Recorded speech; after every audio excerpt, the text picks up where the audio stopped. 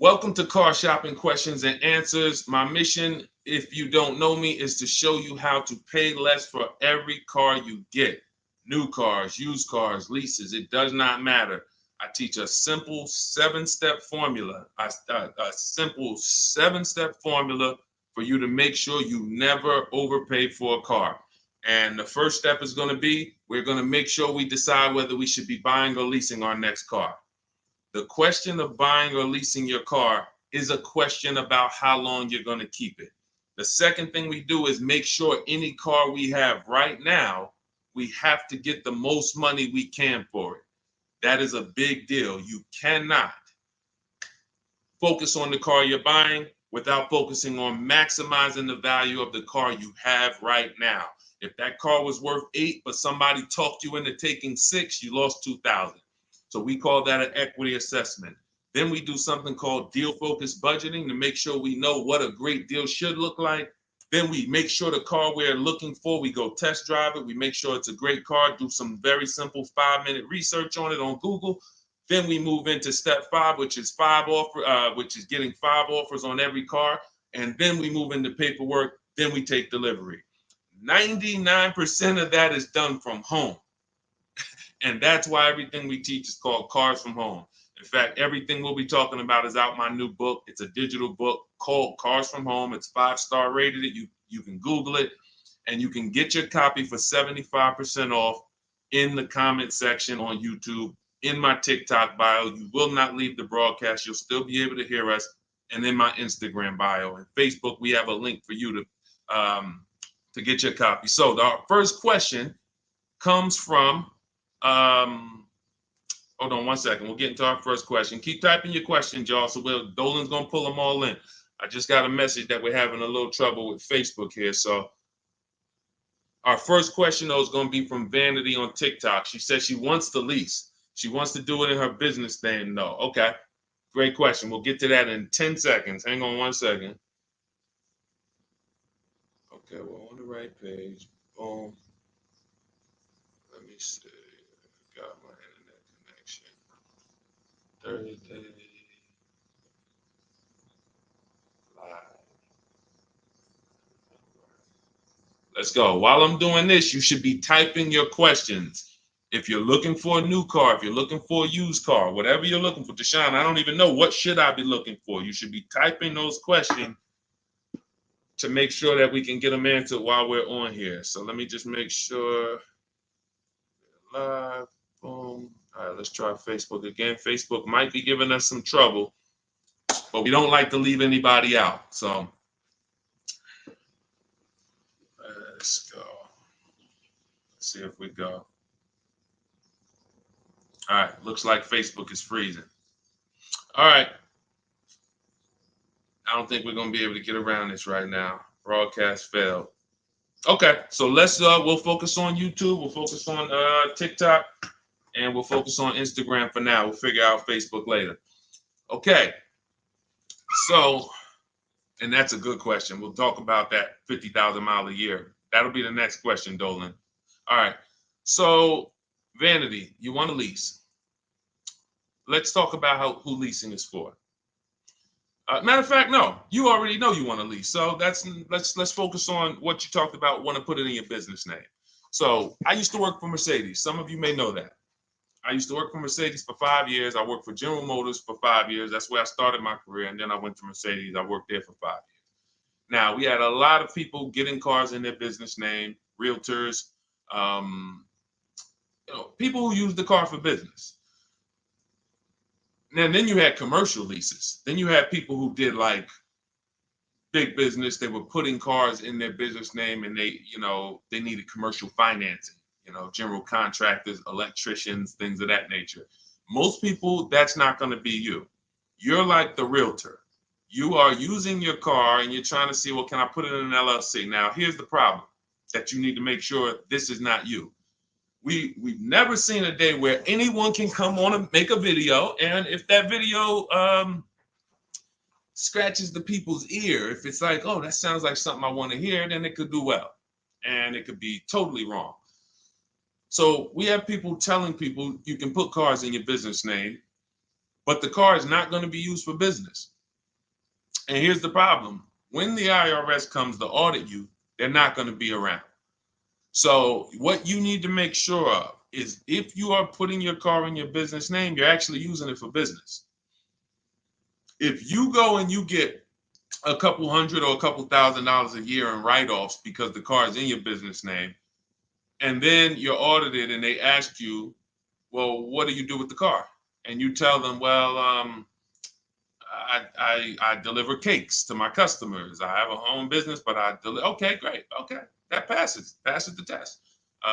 Talk to your accountant. Talk to your accountant about this because I'm not an accountant. But if you are a teacher and you're buying a car in your business name and you have this LLC that you haven't really kind of decided what your business plan is, but yet you're writing off mileage or writing off payments or maintenance on your car, you have nothing to prove when they come and audit you. And you're not going to be able to say, well, I saw people. So it's just going to be a bad look. It's going to be very bad for you. So let's prevent that by just making sure that if you're going to buy a car in your business name, you'll be using it for business. That's very simple. And if that's the case, then everything's easy. I didn't even know people were going to put the car in their business name until the deal was done. Most times, like, the realtors, the thing, people would just be like, okay, I'm going to put it in my LLC. Perfect. So what would happen is instead of a normal credit application, you do a business credit application and you be the personal guarantor. Now, some people may tell you, again, there's tons of videos out there. Oh, you can put a car in your business name. You don't have to guarantee it. I don't teach that stuff. I've dealt with people who had fleets of vehicles that could not get a car in their business name without personally guaranteeing it. They had 10, 15 cars. Now, after you get, they might have not known because there's people you don't need that much, but it's not just easy to do. Maybe there's one bank that does, but again, I don't teach that. So if somebody said to you, you can put your car in a business name, no problem, no signing, no personal liability, then I always say go learn from that person how to do that. What bank does it? What car can I buy to do that? But the majority of people you're going to see are putting cars in their business name because they're using it for their job or they have a company, and that's it. Buy your car, learn to get your car to pay the best price for it, and then when they ask, whose name are you putting it in? You're putting it in your LLC's name. Super simple. It's not a hard thing to do.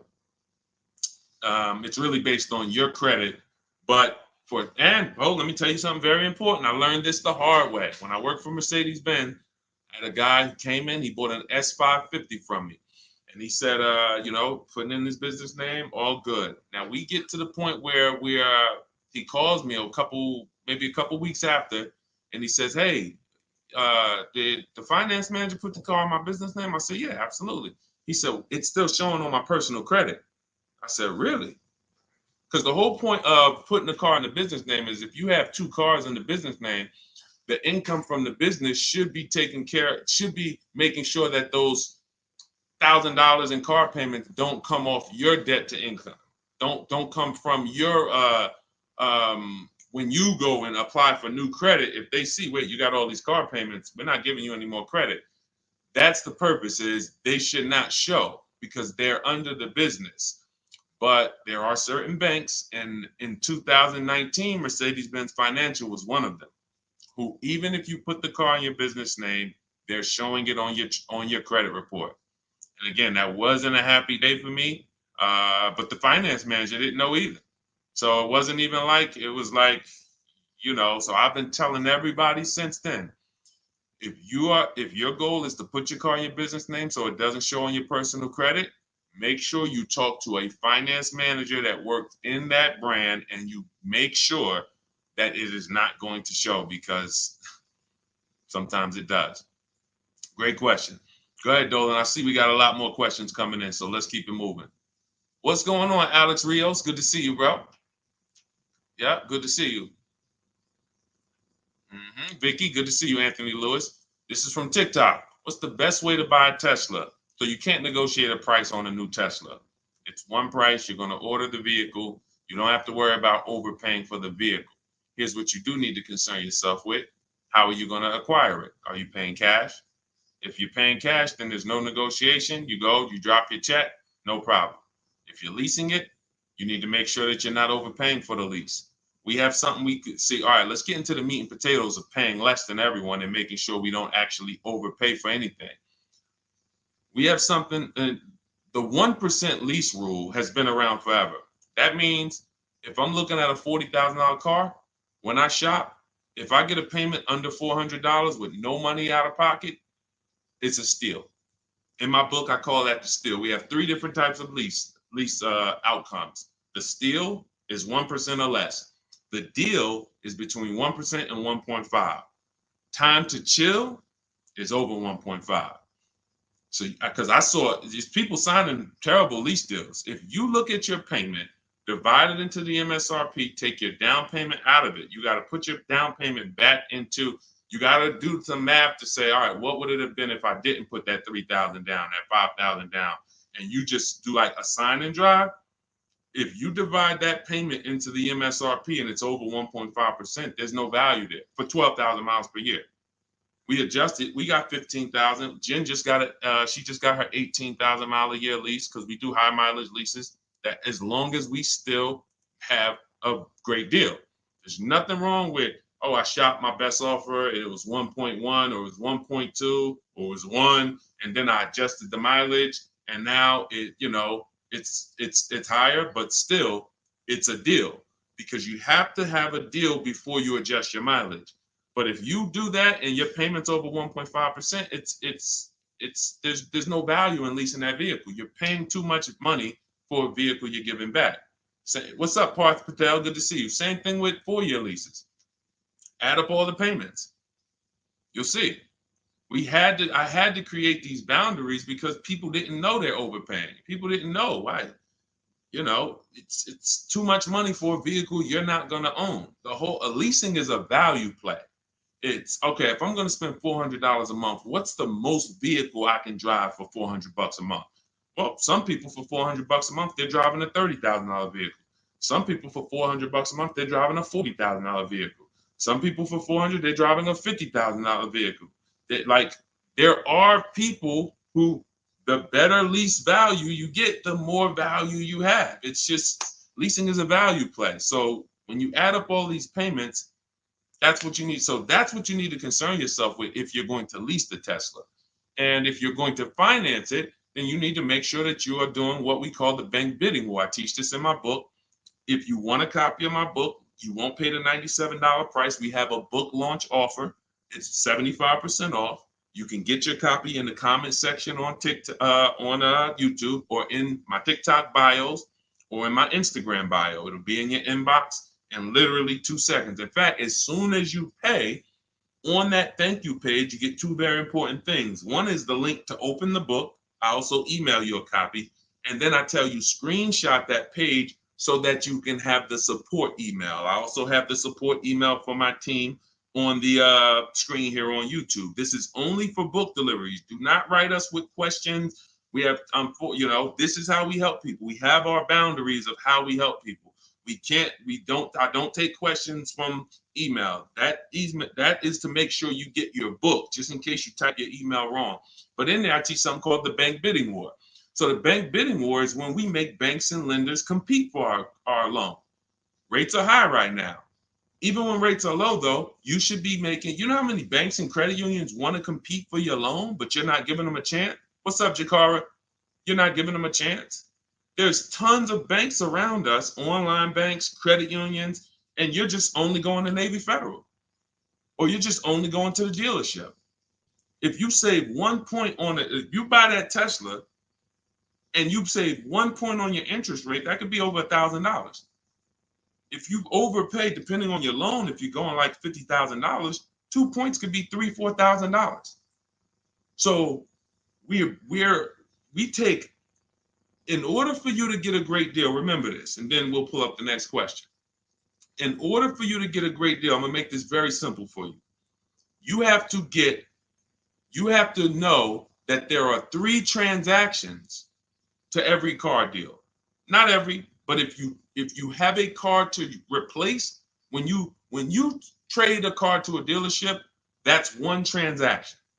That's why there are companies out here that want to buy cars. They don't even sell cars. They just want to buy them. They're wholesalers, and then we have companies that want to buy cars. They don't care if you buy a car from them. They just say, "Can we buy your old car?" That's one transaction. Then there are banks who want to lend to you. They don't sell cars. Hey, if we could just, can we just get in on your loan? Will you give us a chance to? That's another transaction. And then buying your car from someone, that's a third transaction. So in order for you, so when you say, all right, I need to make sure I guarantee I got the best deal, then you need to start doing what we do, which is understand there's 3 transactions and bid each one out. You can't negotiate your way to a great deal, but you can bid your way to a great deal. We get tons of bids when we're selling our cars. People who come, look at our car, looks great. They go to the accounting department, write a check. Here you go. Enjoy. Then we bid out our bank, our loan. Hey, and they allow you to do this. The dealers don't want you to know this. The banks don't even want you to know this. The banks really don't want you to know this. They allow you to bid out your loan. You can have 15, 20 lenders within a certain period of time. We do it. It takes us 2 days. Once you get your car, you can have multiple lenders access your credit and give you loan offers. Multiple lenders. That doesn't mean you go to dealership to dealership to dealership and let them all run your credit. That's not rate shopping. That's car shopping. That when they look at your credit report, they're like, okay, this person's going to every dealership they can and just letting everybody run their credit. That'll drop your credit. But finding a car, locking it up, in your case, it's going to be a Tesla, if that's where you go, and then coming home and saying, okay, now let me let Chase run this. Now let me let community credit unions get a shot at it. Now let me let Navy Federal. And hey, now let me let Lightstream. And I have resources I recommend in my bank. I'm in my book. No one pays me. None of these companies pay me. I hold myself to being a journalist in the purest sense. No one's paying me to get mentioned. This is who we use. This is who I use. So we have to know who these companies are and give them a shot at our business. And then we see, then the dealer might have 13 more banks. Then some people would say, oh, I don't let dealers run my credit. Well, you don't realize something. Dealers have tons of leverage with banks. Dealers can call because they give banks millions of dollars in loans a month. So they can call if they're trying to beat a rate. If you come in, hey, this is my rate, 6.2. Oh, listen, I need to beat this rate. The problem is when you go and let them be your first offer. So when you get your Tesla, if that's what you decide to do, you need to make sure if you have an old car, you're bidding that out. CarMax, Driveway, Carvana, Kelly's Blue Book Instant Cash Offer, AutoNation, and Car Gurus, 6 offers in 20 minutes. Competing offers. CarMax, I'm going to say that again. Listen, everybody who's been on the stream, again, if this is your first time here, type the number 1. But even if you go credit union, see, understand, somebody said go credit union. If you're not making people compete, you can't. If you came out your credit union and you said, all right, I just got a loan here. If I said, hey, bet me $1,000 you couldn't get a better rate, would you take the bet? Probably not. Because you only let one person have a shot at your business. You don't know if this other credit union could have beat that. You don't know if Chase Manhattan could have beat that. You don't know if you did. There's 20 people that want to do business. So just to go in and say, all right, well, that's the credit union, I'm going to go with them. If they win the bid, then they got the business. But welcome to the first time people. What we do here is we bid. And you're going to learn that that's the easiest thing in the world. That's why car shopping from us. Look at people like Tote, BMW, $54,000 BMW, $690 a month, 1.26. She did it from home. Did it from home. Ended up saving $8,500 off, including the rebate. $8,500. Look, Benita, during the pandemic, I would love to honestly get someone on here who leased a Kia Telluride during the pandemic. I would love to see if your paperwork, if you did a no money down deal, I guarantee you're paying $800 a month, 700, 800, potentially 900 a month. Bonita got hers for 600 a month. Look, I always keep hers because some of you say, Deshone, when is the market going to get better? We've been making below market deals when there was blood in the street. That's it. As long as you know how to make people bid, you're going to get below market deals no matter what the market does. That's what, type a light bulb or type dollar signs if that clicks. The market wants you at the mercy of it. The market wants you thinking, well, all right, I think I'm gonna go in, Labor Day. All right, I know the holidays are coming up. That's marketing. They want showrooms full of people coming in thinking there's better deals this day, but there's not better deals. There's more competition for you. You have less room to negotiate when it's full, because the car sales people, when you start asking for too much money off, they're going to just escort you out because there's going to be a line of people behind you. Listen, Mr. Jones, hey, I'd love to do business with you, but we got people walking out the showroom. It's it's a busy day. We don't have enough salespeople. This is the best offer. It's less leverage when you go in there on a weekend. It's less leverage when you go in and the place is full. It's all perception. They're ringing bells. You're like, okay, everybody's buying a car. I don't want to leave here without a car. That all works against you. That's why it's not about the market. It's about you understanding that I can get great deals today when I learn to make people bid while I sit at home. And that's what I want you to get in my book, Cars from Home. It's a digital book. The reason it's a digital book is because I updated Vroom went out of business earlier this year. Had to update the book. Had I mailed you a copy of that would be irrelevant. But as soon as something happens, we go into the master file, update it. You got the new book. Vroom's gone, and you never even knew Vroom was there if you just got it. That's the whole point. Now you can get your copy. You can pull up the next question, Dolan. YouTube, I have a link for you. It's only good for 30 minutes, though. I'm not putting the welcome offer out there indefinitely because I'm incentivizing you to take action. The book is normally $97, worth every dime and more. That book is going to be one of the most valuable books to your bank account you ever bought.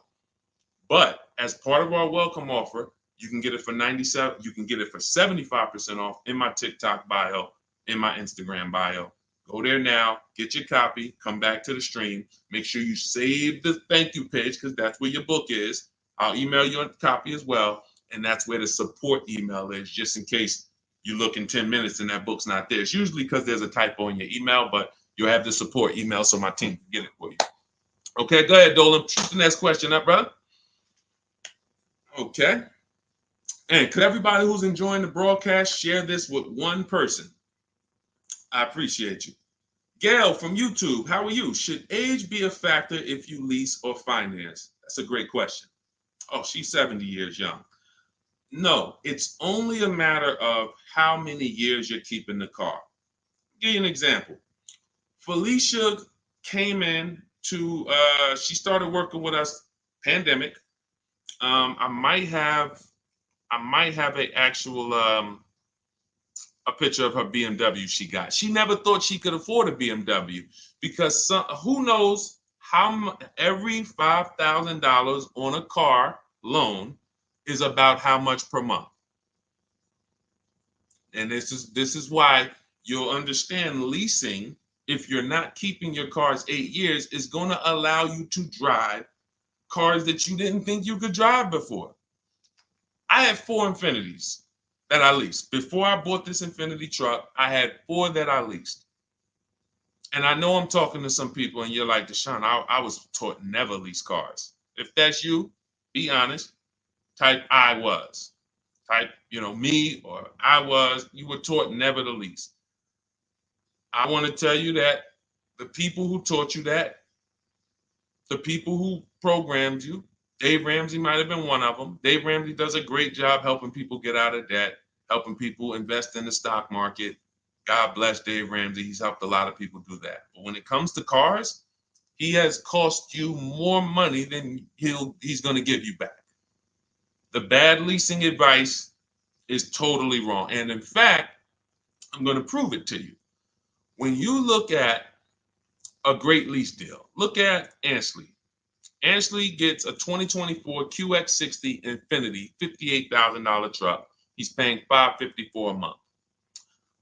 Every $5,000 on a car loan is about $100 a month. So when you walk into a car dealership and you're shopping, you're looking at a used car, you're looking at a new, when you see $10,000, you should think to yourself $200 a month.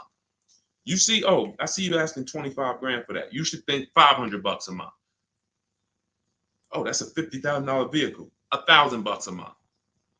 Because here's why that thinking will protect you, because that's based on a 5-year loan. The max I'll ever recommend you go is on the 6 years. You can go 6 years. But anything longer than that, now you're in the 40-year mortgage category. What do you mean 40-year mortgage? Who didn't know that there were 40-year mortgages available? I'll do you one better. Did you know there's 50-year mortgages available? Did you know that? Who right now would sign up for a 50-year mortgage? Anybody? We got a bunch of smart people on here. Anybody signing up for a 50-year mortgage? No? Okay, I didn't think so. So when you go in and you see $1,000 car and you say, all right, every 5,000 is $100 a month. That's going to cost me about $1,000. If you go in there like a lot of people do, and this is again, look, I gotta break the bad news to you. I know that some people like Deshone, I don't like bad news, and you're not gonna like what we do here. That's just it. But here's the thing: I don't leave you there. I give you the bad news to try to show you how much money you're losing, so that you can actually snap into it and get serious about this and start winning the way we win. If I just come to you and say, you're doing so good, your car deals are just so good, that used car you bought, man, you really paid a great price for it. You really got a quality car. You got a below market deal, but let me help you do better. You'd be like, no, I'm actually doing good. I have to come to you and let you know that if you don't know the new price of the used car you bought, you don't know how much it was when it was new. How do you know how much discount you saving? All of these things that is like bad news first, that's what we got to do. So when you say if you don't know that every 5,000 is $100 a month, here's what you do. You go into the dealership and you say, all right, you look at the same $50,000 car that should register at about 1,000, and you say something like this. Could you get that to like 700, something like that? Okay, how much money could you put down? I could probably put down like 10. Okay, even if you put down 10. Now that should, in your mind, if you went from that 50,000 to 40, you should be like, okay, well, even if I put 10 down, I'm still going to be around 800. But here's what they're going to do. They're going to put you into a loan that's so long, you're not going to even realize it. And I've had people who come to me with cars and they're like, D, man, I think I'm ready to switch this car, man, but the dealer telling me I can't get out of it. I said, all right, how much you paying? All right, payment's not too bad. All right, you know how many years, how long is the loan? Oh man, I ain't even asked. Okay. You already telling me where we're going. This is gonna be bad. Man, you in a 96-month loan. You in an 84-month loan. That's what not having these things in mind becomes. So going back to Ashley here, if he walked in to get that same 2024 Infinity that he just leased for $554 a month with, look, first month's down, first month payment, he gave him $554, drove off in an almost $60,000 car. That would be $1,200 a month almost. $1,200 a month. I told you, 4 leases I had. If just Infinities, I had a G62 and then I had a Jeep Grand Cherokee as well. But 4 Infinity leases, these were $40,000 cars I was driving for under $400 a month. Cars that would normally cost, cars that people are out here paying $700, $800, $900 a month for, because they believe the never lease a car lie. They believe oh, leasing is renting. Okay, well I'll be renting for 3 years and then I'm gonna go and switch it up, do something else, keep all this money in my household. You go ahead and do that. Oh man, the car broke down. Man, yeah, man, it's 5 years old. Now, oh, you don't have a warranty? Nah, the warranty just expired. All right, man, listen. You go ahead and do that. That's why I say to people who you believe they owe you money. Just learning about deal structure, you'll be like, that's why I tell you, you can't get a great deal if you should have leased what you bought. So, Gail, to answer your question, no, has nothing to do with age, has everything to do with you asking the first question in my book, the most important question, which is, how many years am I going to keep this next car? That's the question you ask yourself. If y'all are enjoying what you're seeing on TikTok, could y'all keep tapping the screen, run those likes up? Can we get those likes over 1,000, 2,000? Let's just run the likes up if you're enjoying what you're hearing. That's the issue. You always ask yourself, this is the question you ask yourself, all of you who are car shopping right now, how many years am I keeping the next vehicle? And if it's 8 or more, then you're going to shop for a below market purchase, new or used, depending on your budget. If it's less than 8, if you're like, I'm honest, man, I don't think I'm going to keep this thing 8 years. You should be shopping for a below market lease, and it's not even close. It's not even close. All right? Doesn't have anything to do with your age, Gail. Go ahead, Dolan, shoot the next one up. All right. Great questions today. Keep typing your questions, y'all. We'll get to as many as we can before the stream ends. All right. This one's from YouTube. I drive up to 50,000 miles a year for gig work. I would like to lease. Here's the problem. High mileage leases are a thing. So we get a chance to dispel a myth right now, which is, oh, that leasing, they limit you on mileage. You choose your mileage. Most vehicles will write you a lease contract up to 30,000 miles per year. And I learned this when I was a manager at Hyundai for 6 weeks. It was a rough dealership. It was on the highway.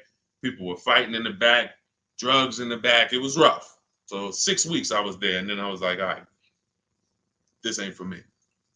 But in that time, I learned something that I had never learned before, being with GM and with Mercedes. Person comes in, they drop off their lease, and they're like, I go in, we got to get the mileage off the car. And I see it's like 72,000 miles on the car. And I said, wait a minute, hold on. You lease this? He said, yeah, I always lease, because every time I used to buy my cars, I come back 3 years, 4 years, I always had tons of negative equity. I had to write a big check or roll that over, which I know because this is what I was doing with my clients. Every single car, hey, you got like $8,000 negative equity. You got to roll that over. But once I saw how he was doing it, I said, wait, hold on. I looked at his contract. He was only paying like $175 more a month than the normal lease rate. Literally $175 more per month. He gets 25,000 miles a year. And I'm like, this is great.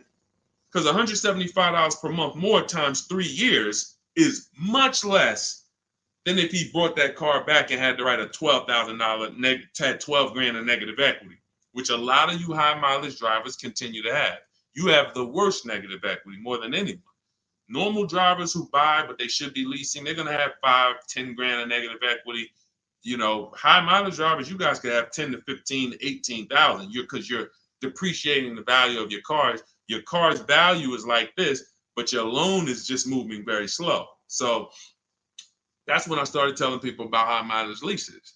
Now, I haven't, in your particular case, what I would probably recommend, I have 2 high mileage strategies in my book for short-term people.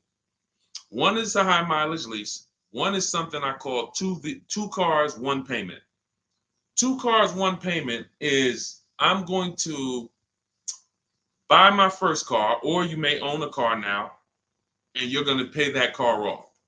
So let's say I'm you and I'm putting 50,000 miles on the car. You should be, quite honestly, paying these cars off sooner than later. You shouldn't be taking 5- and 6-year loans like everyone else, because I would assume with you putting 50,000 miles a year on a vehicle, that vehicle is making you money. So what you're doing when you take a long loan is you're just pushing your losses to the back. Instead of taking a shorter loan, like a 3-year loan, max 4, and then saying, okay, I'm going to drive 50,000 miles per year, 200,000 miles, I'm coming in, I'm going to turn this vehicle, and I'm going to have it paid off, though. What you're doing is say, all right, I want a lower payment. Instead of a 4-year payment for, $650, $700, I'm going to take a 6-year payment for $400. So what you're doing, you think you're winning, but you're actually losing, because it's like that extra $250, $300 a month you're making is actually not profit. You're just you're pushing your losses to the back, because when you come back in 4 years and that vehicle has 200,000 miles on it, it's going to be worthless, but your loan is going to be like 17 grand still. You're going to owe so much more money, and you're like, wow, what do I do with this now? You have to roll it over. So the solution would be to take a shorter loan, take a shorter loan, and then turn the cars when you're ready to. They're paid off though. So it's a couple years old, it might be worth 5 grand, 7 grand. So now instead of you actually having negative equity, taking losses in the back end, pushing that loss to your next vehicle because you're rolling it over, you actually have an asset now, 5 grand, 6 grand, 8, that you can use towards your next car. But it's all about knowing I'm going to take less profit per month. I'm not going to take the most profit per month and think that I'm going to be able to do this. So now, if you say, if the 2 cars, 1 payment strategy is, you would actually pay off 1 car and then you lease a nice car. So you maybe lease, once my first car is paid off, it has 2, and that first car needs to be something that is known for going 300,000 miles. Literally, very, very important. That first car, you need to, it's Honda, Toyota, something that you can look at the records and say, yeah, these cars go 300,000. Because once you actually get that 300,000 on that car, you still may want to keep it because it's highway mileage. It's highway mileage. So I'm gonna have my car that I put my mileage on. I'll put maybe 25,000 on that Honda a year, or even 30,000, and then I'll have my lease that I lease for like 15,000 miles a year, or 20,000 miles a year. And then I got my nice car. I switch every 3 years, and I got my lease car. I got my mileage car to balance it out. That's 2 cars. You're always gonna have 1 payment. So that's really 2 strategies for you to consider: buying a car, taking out a short loan, switching the car every 4 years or so, and not leasing. Just literally run the miles up, make your money on it, come back, do it again. But do not buy these cars and put 5 and 6 and 7 year loans on them at all. That's what most people are doing, by the way. All right. Go ahead, Dolan. Great question. Great question. I love this stuff, man. I love this stuff. Kino, I see you. Armando Lara, if you're enjoying the stream, type $signs. If you're enjoying the stream, type $signs. $signs. I already know this stuff. I already know this stuff. I need you to know it. I need you paying, I need you confident in your deal. All right. TDA Tastemaker from Instagram. If I have a car in my possession, but I defaulted on my loan, but I still have the car, what's the best way to get my title? I don't know. You're not paying the loan, you defaulted on it, and you're trying to get the title. No way. There's no way. They're not going to release the title until it's paid off. Got to figure out a way to pay or sell. I don't even know. Can you sell it? Depends on where you are. How far behind are you? We can try to get out of that car, go into something less expensive. I would try to sell the car. I would go on CarMax, Driveway, Carvana, KBB Instant Cash Offer, AutoNation, like Car Gurus. Get my 6 offers, see if you can sell it. Go into something less expensive because that repo is going to follow you. So what's happening is this is baggage. This is why I need you to either fix your credit over the next couple years.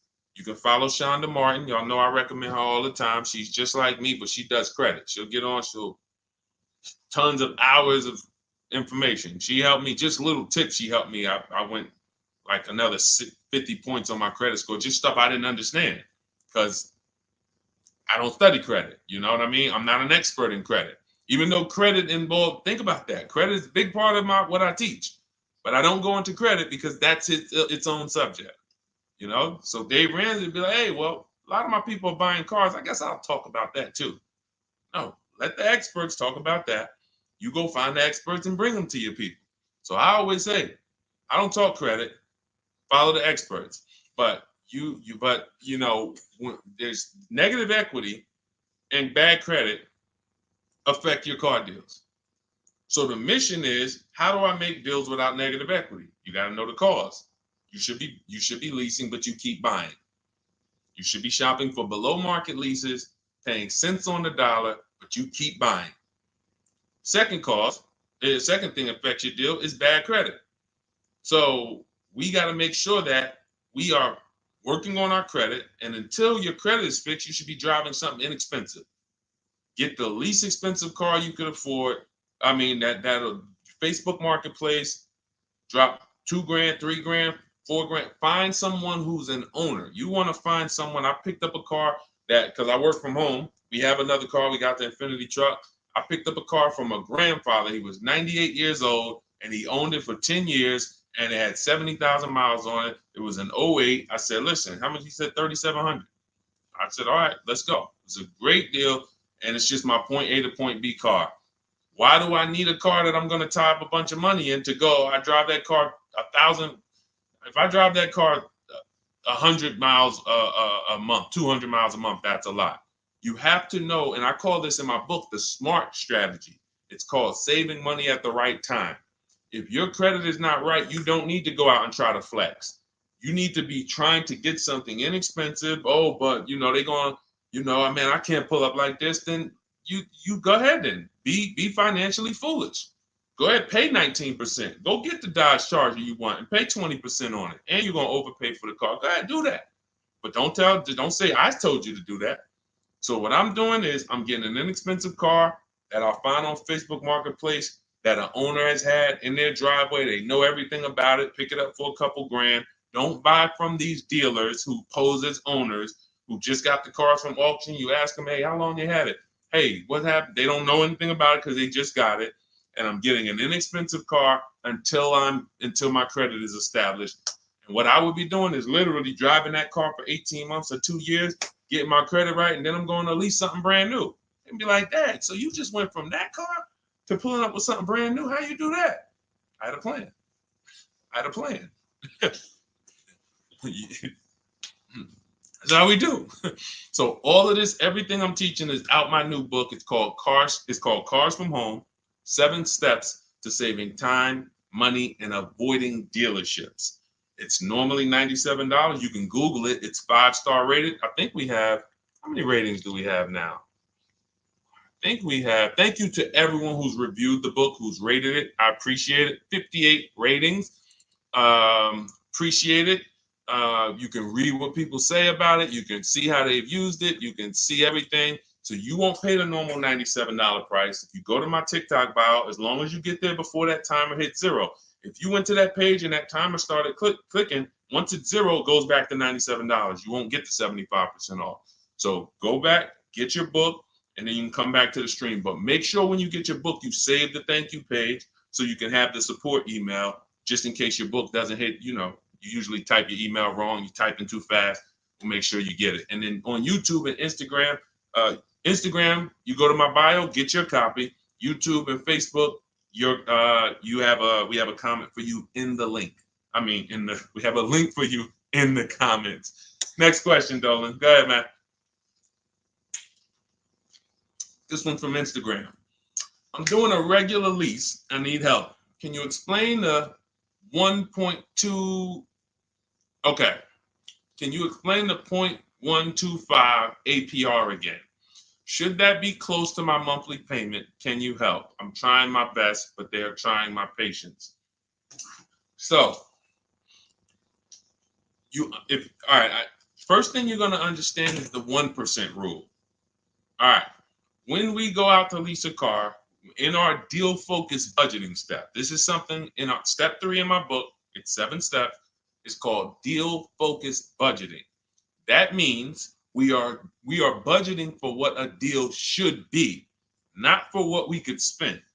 So if we're looking at a car that's $40,000 and we're like, okay, I'm going to shop for that car.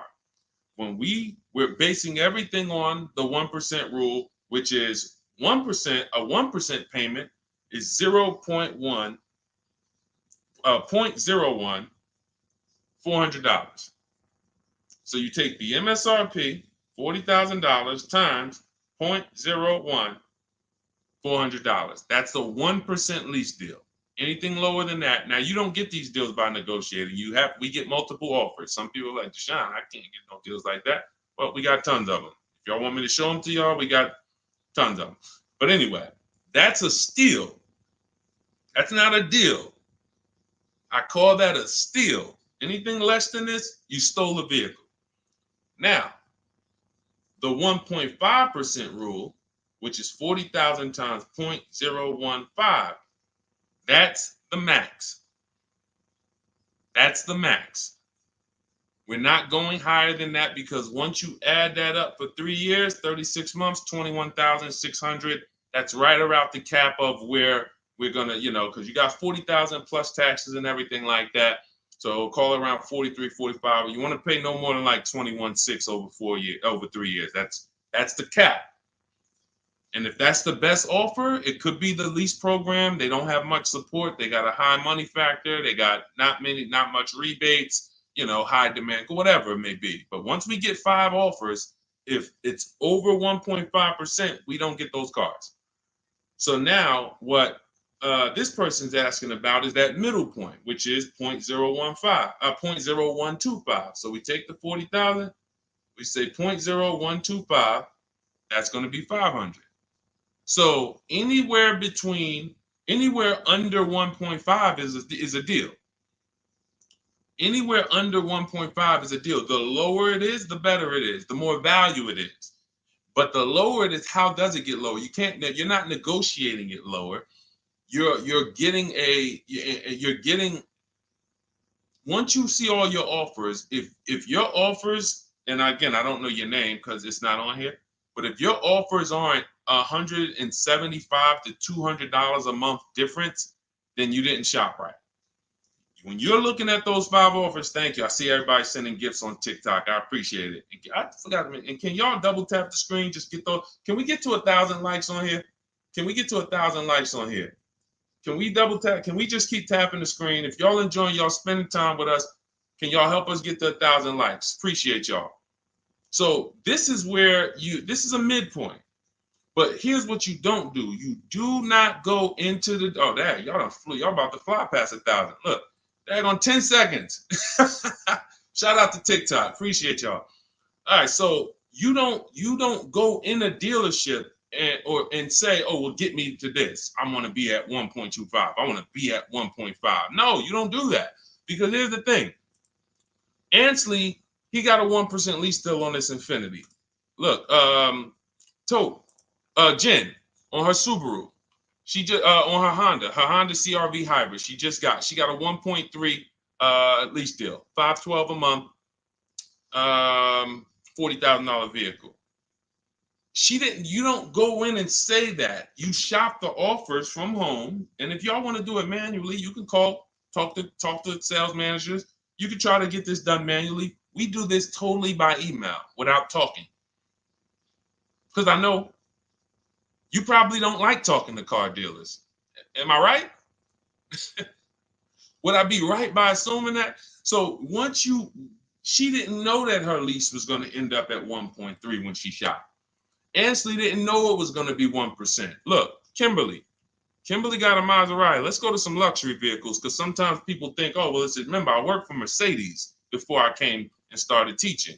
So the formulas are the same, whether it's a Bentley, whether it's a Rolls Royce, the formulas and the principles don't change of multiple offers. Look, Kimberly gets a Maserati. She's paying, it was a $91,000 vehicle, 92 almost. She's paying $944 a month for it. It's a Maserati Grecal Modena, $92,000 vehicle. She's paying $944 a month for it. She didn't know that she was going to save $20,000 off. This is the other post. Look, she didn't know they were going to knock $20,000 off the selling price. You don't know that. You come in, you trust the process, you get the multiple offers, and then you look at the best offer. If the best offer, whatever the best offer lands at, as long as you see a bunch of other higher offers, now you know you shopped the market correctly. You found the 20% dealer, we call them, that beats all their competition. And now there's your deal. This is for new cars and leases. Used cars, different strategy. Different, still multiple offers, multiple options, but it's a different strategy. That's in my book too. But I want to make sure you understand this. That is how you do it. The 1.2%, 1.25 is just a middle ground. But when you shop your offers, just make sure they're all under 1.5 and then pick the best one. If the best offers is over 1.5, you got 1.6, 1.7, 1.9. That's a bad lease program. That means there's no support there. As long as you see a spread, if there's no, like, man, all of these offers are over 1.5, it's a bad lease program. High interest rate, probably terrible residual, no rebates, no incentives. That dealer who's the lowest is discounting the car. It's not their fault. They can't help the lease program. So the better you get, the better the lease program is. When you shop, you'll be closer to 1. The tighter the lease program is, when you shop, you'll be closer to 1.5. But as long as you're under 1.5, it's great value, much better than buying, paying cents on the dollars. It's a win. All right. Go ahead, Dolan, shoot the next one in. And I think y'all see, I have to answer these questions thoroughly. If y'all will want me to zip through them, let me know. Type zip or type either Z for zip through or D for details. Because listen, I'll run it however y'all want it. If y'all want me to do these quick, don't go into the details, just kind of give us the zip answers, then I'll do that. But I see a lot of people talking about, okay, they want it in detail. Perfect. That's what I thought. So we're gonna keep it going that way. Now, T, on TikTok, you said, "Can you do my deal for me?" So here's the thing. People say, "Deshone, can you come to the dealership with me?" I don't go to dealerships. That I'm trying to get you not to go to dealerships. So, but we do have a look. If you can go to my TikTok bio, you can see there's a button there that says "Shop with Deshone," and you can see if you qualify to shop with me. Because everything I do is from right here until we go test drive. Until we go test drive. So, but if you want to learn how to do what I do right here, and you want to do it together, go see if we qualify to shop with each other. I don't shop with everybody though. I can't. So go there. That's a separate thing. And let's go. I think we got time for a few more. This one's from Instagram. I'm looking at a 2024 Mazda CX-5, $39,445. I see a fee listed. What is silent security? That's what 80% of dealers do. See, don't try to change 80% of dealers. They are going to actually charge you as much as they can. When you negotiate with them, they're going to say, "This is my best price." They're not lying to you. That's their best price. That's not their competition's best price. So when you're sitting at home, unfortunately, I think you could be from this mindset. Deshone, aren't all the Mazda dealer prices the same? There are people who think that. There are people who think like, okay, it's like the Apple Store. Like Apple Store next to me, Apple Store in Santa Clara, California, Apple Store in here, it's gonna be, these are all the same price. I'm gonna just deal with who's closer. It's like McDonald's, right? Same price here, let's go to the closest McDonald's. Nope, it's totally different. These are competitors. These are competitors, individually owned franchises. They compete against each other and they try to beat each other, which is why when you get to a dealership, what don't they want you doing? I want to give y'all some time to type this in. What don't they want you doing? Once you sit down in that seat, if they can get you to sit down in that seat, which we don't do. We never talk numbers in a dealership. We're there to test drive. What don't they want you doing when you're in a dealership? Y'all don't need to hear this from me. You've experienced it. They don't want you leaving. Thank you, Smokey. Thank you, Smokey. Newberg, yes. They don't want you to leave. Luis Soto, I see you on Facebook. Don't leave. Look, you had, so now, see, as we pull back the curtain, there's new brain cells that are being developed now, things that you weren't aware of. Now you'll see why. That's why. Because the last thing they want you to do is shop their competition. Their last thing is, hey, what can we do? Just tell me what we can do. That's why they're just gonna sit there. Hey, come on, tell me what's gonna make you happy. Well, what's gonna make me happy is you give me time, let me go home and actually, shop around a little bit. But is there a number? Is there a number that I could offer you where you wouldn't even shop?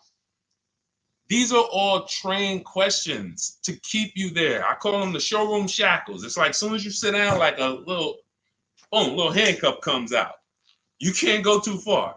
So this is what you want to avoid like the plague. We do not talk numbers in dealerships. We don't talk to salespeople unless we're there for a test drive. These are things that everybody who I'm sharing with you, from Greg to Danielle with her Audi lease, Eddie on his pre-owned, on his Toyota, got a brand new Toyota last year, still during the pandemic. It was still, look, he said, I shopped around. I was able to get everything I wanted, plus more, $2,086 under MSRP in a 1 week window. 1 week. So this doesn't take a lot of time. Some of you like, Deshone, well, I only got a couple days. Could I make a deal in a couple days? Look, not even Eddie. I'll give you one better. Look at Ansley. Ansley's got his, Ansley, look, on his 2024 Infiniti, he said, look, I started the process Saturday. I accepted a deal Monday. I need you getting these deals in 90 minutes. 90 minutes. I have never gotten any car that I ever got spent more than 2 hours on the whole process. Never. From home. Now, I want you to spend more time than that shopping. Shopping is deciding what you want. Going test driving, going seeing cars, seeing options, looking at cars, deciding that. No rush on. We don't let anyone rush us on that. But when it comes time to get the below market deal, 90 minutes. We got the internet. Why should it take me more? We do everything we do. So look, 2 days, Ansley did it. This is what you have to do. Like, get out of that old process of being trapped in dealership and realize, Messing King, the dealership you're looking at is just one of many. The whole area around us is one big marketplace. If there's 25 Mazda dealerships around us, you're going to know.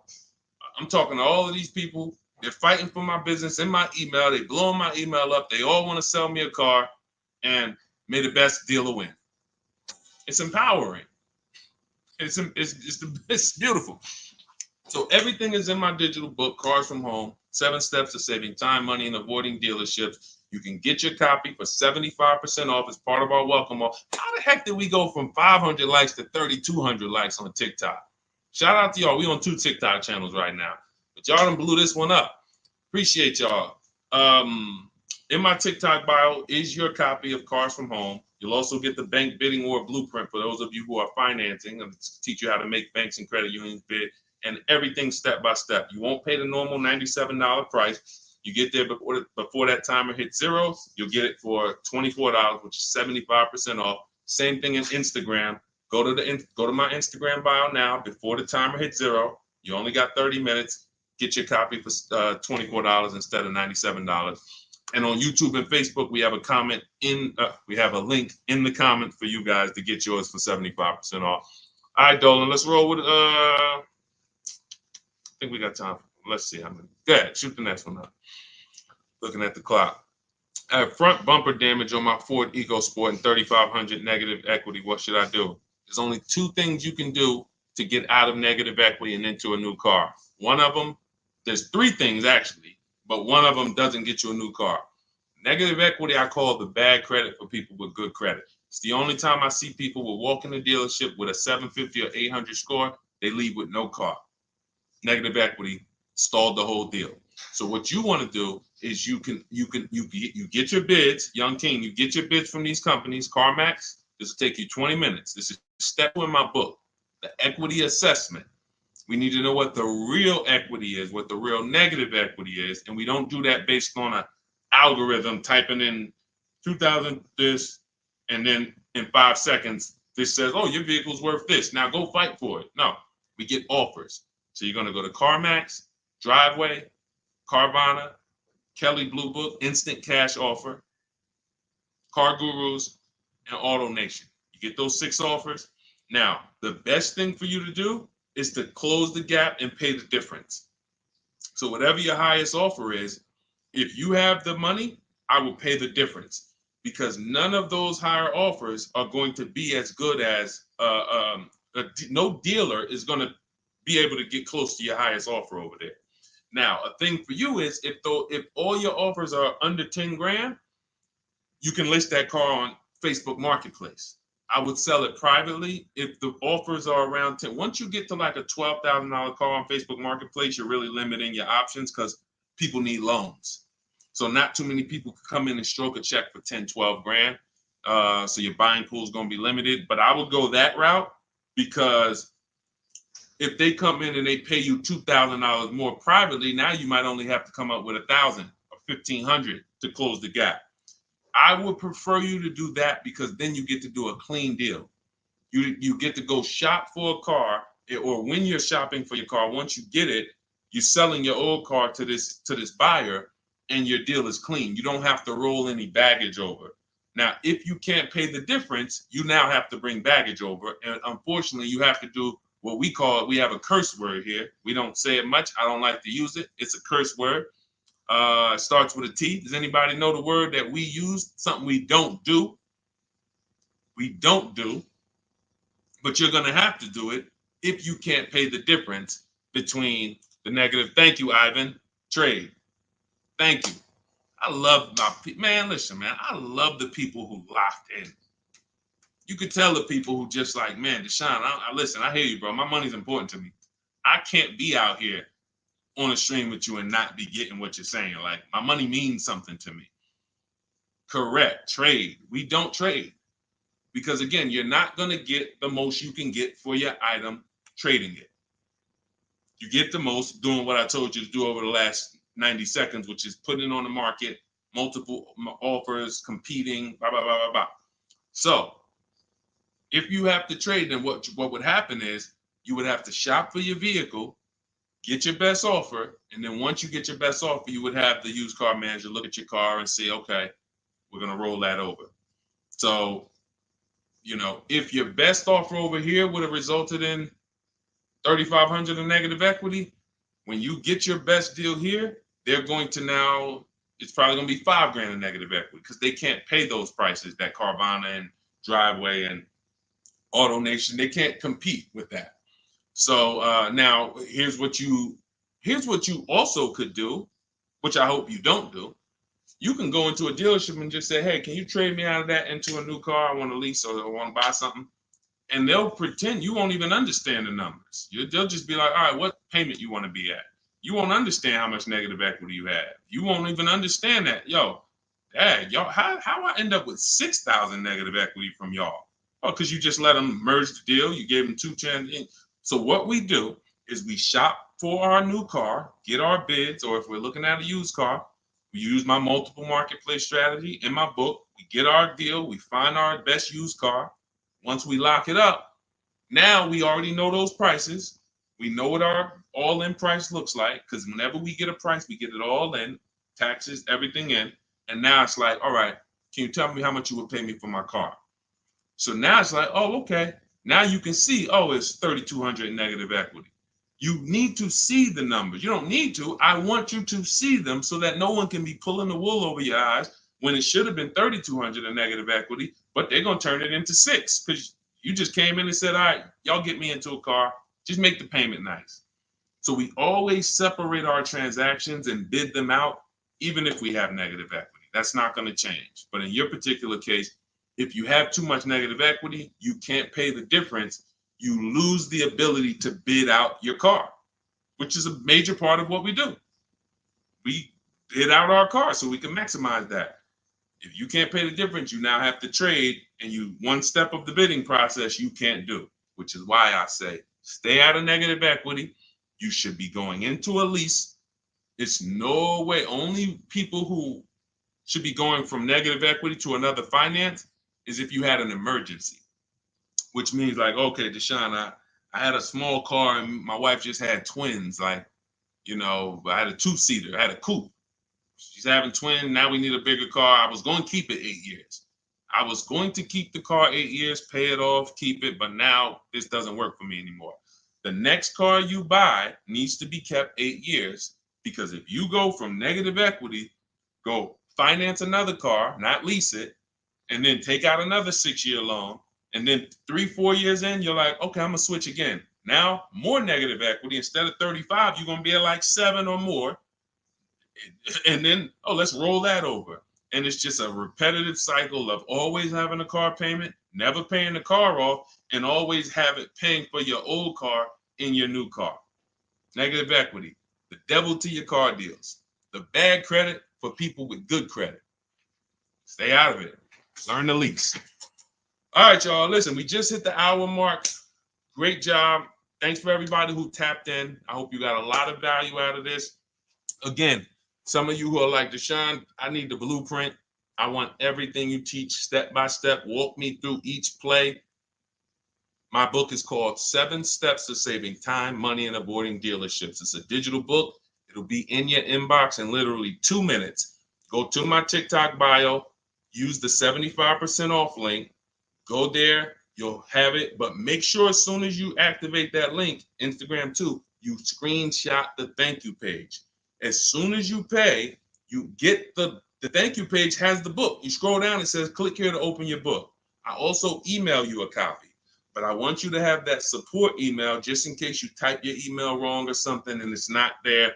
You can get in touch with my support team so you can get your book immediately. YouTube, we have a link for you, as well as Facebook in the comments. Use the 75% off link. You won't pay the $97 price. But again, if you missed it, and that you was like, Deshone, I went there and that countdown is 0. It's back up to $97. It was a 30-minute offer, and I've been saying that for the last hour I've been on here. So it's still worth it at $97. There's no one who's going to get that book, use it, and be like, Deshone, that wasn't worth $97. You'll be like, Deshone, this is, I got a bunch of books on here. I'm going to end with this. I got a bunch of books on here. I'm going to be honest with y'all. I can't tell you if any of these books are actually saving me thousands of dollars. A couple. I got some good ones. Don't get me wrong. This will be a book, when you look at all the books you ever got, this will be top 3, guaranteed. Where you said, this book saved me more money than any other book that I own. Top 3. That's Cars from Home. And that's the standard we hold it to. It's already 5-star rated. And if you use it already, please go to Goodreads and add to the ratings. We love to see it. All right. I'll see y'all on the next stream. It's always a pleasure. God bless you. Keep winning. And make sure you send me your success stories by email. I want to see your car deals. All right. God bless.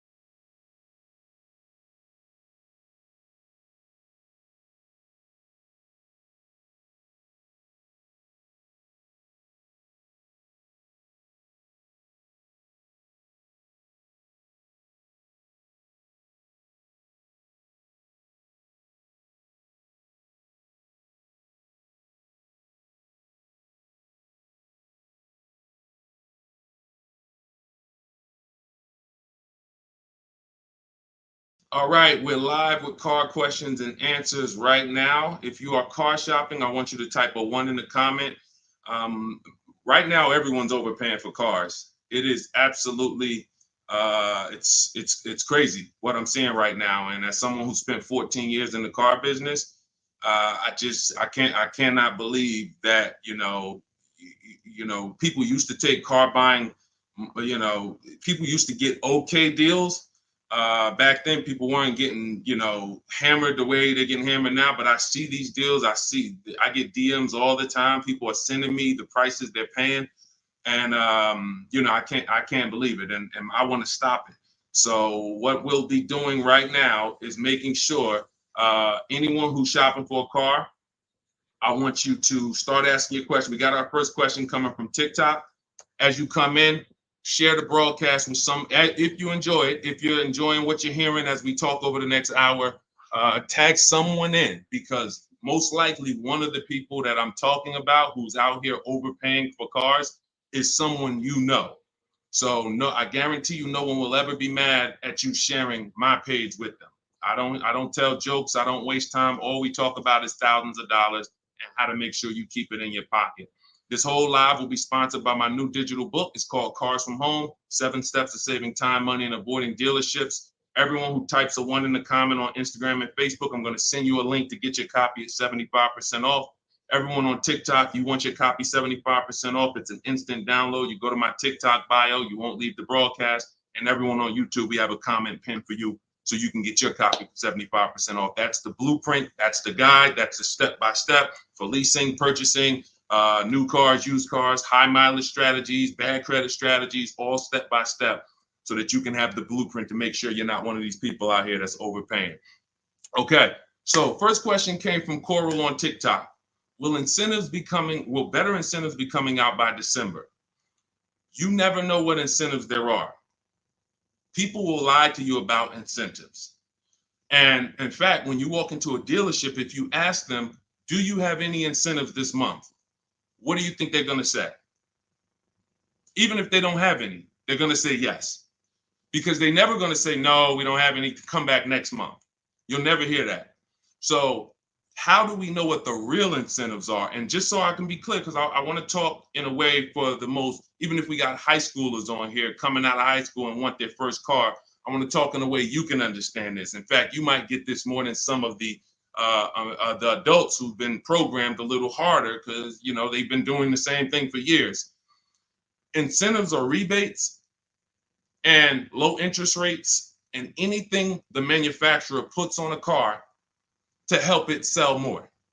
So it could be a military rebate. It could be a conquest rebate. Conquest rebate is a rebate for a competitor's car you own. So if you're buying a Lincoln and you have a Jaguar, they might have a conquest rebate, a loyalty rebate, dealer cash, which is not a rebate. It's just literally cash that the dealers get to make deals with. It might be $1,000, $3,000 dealer cash.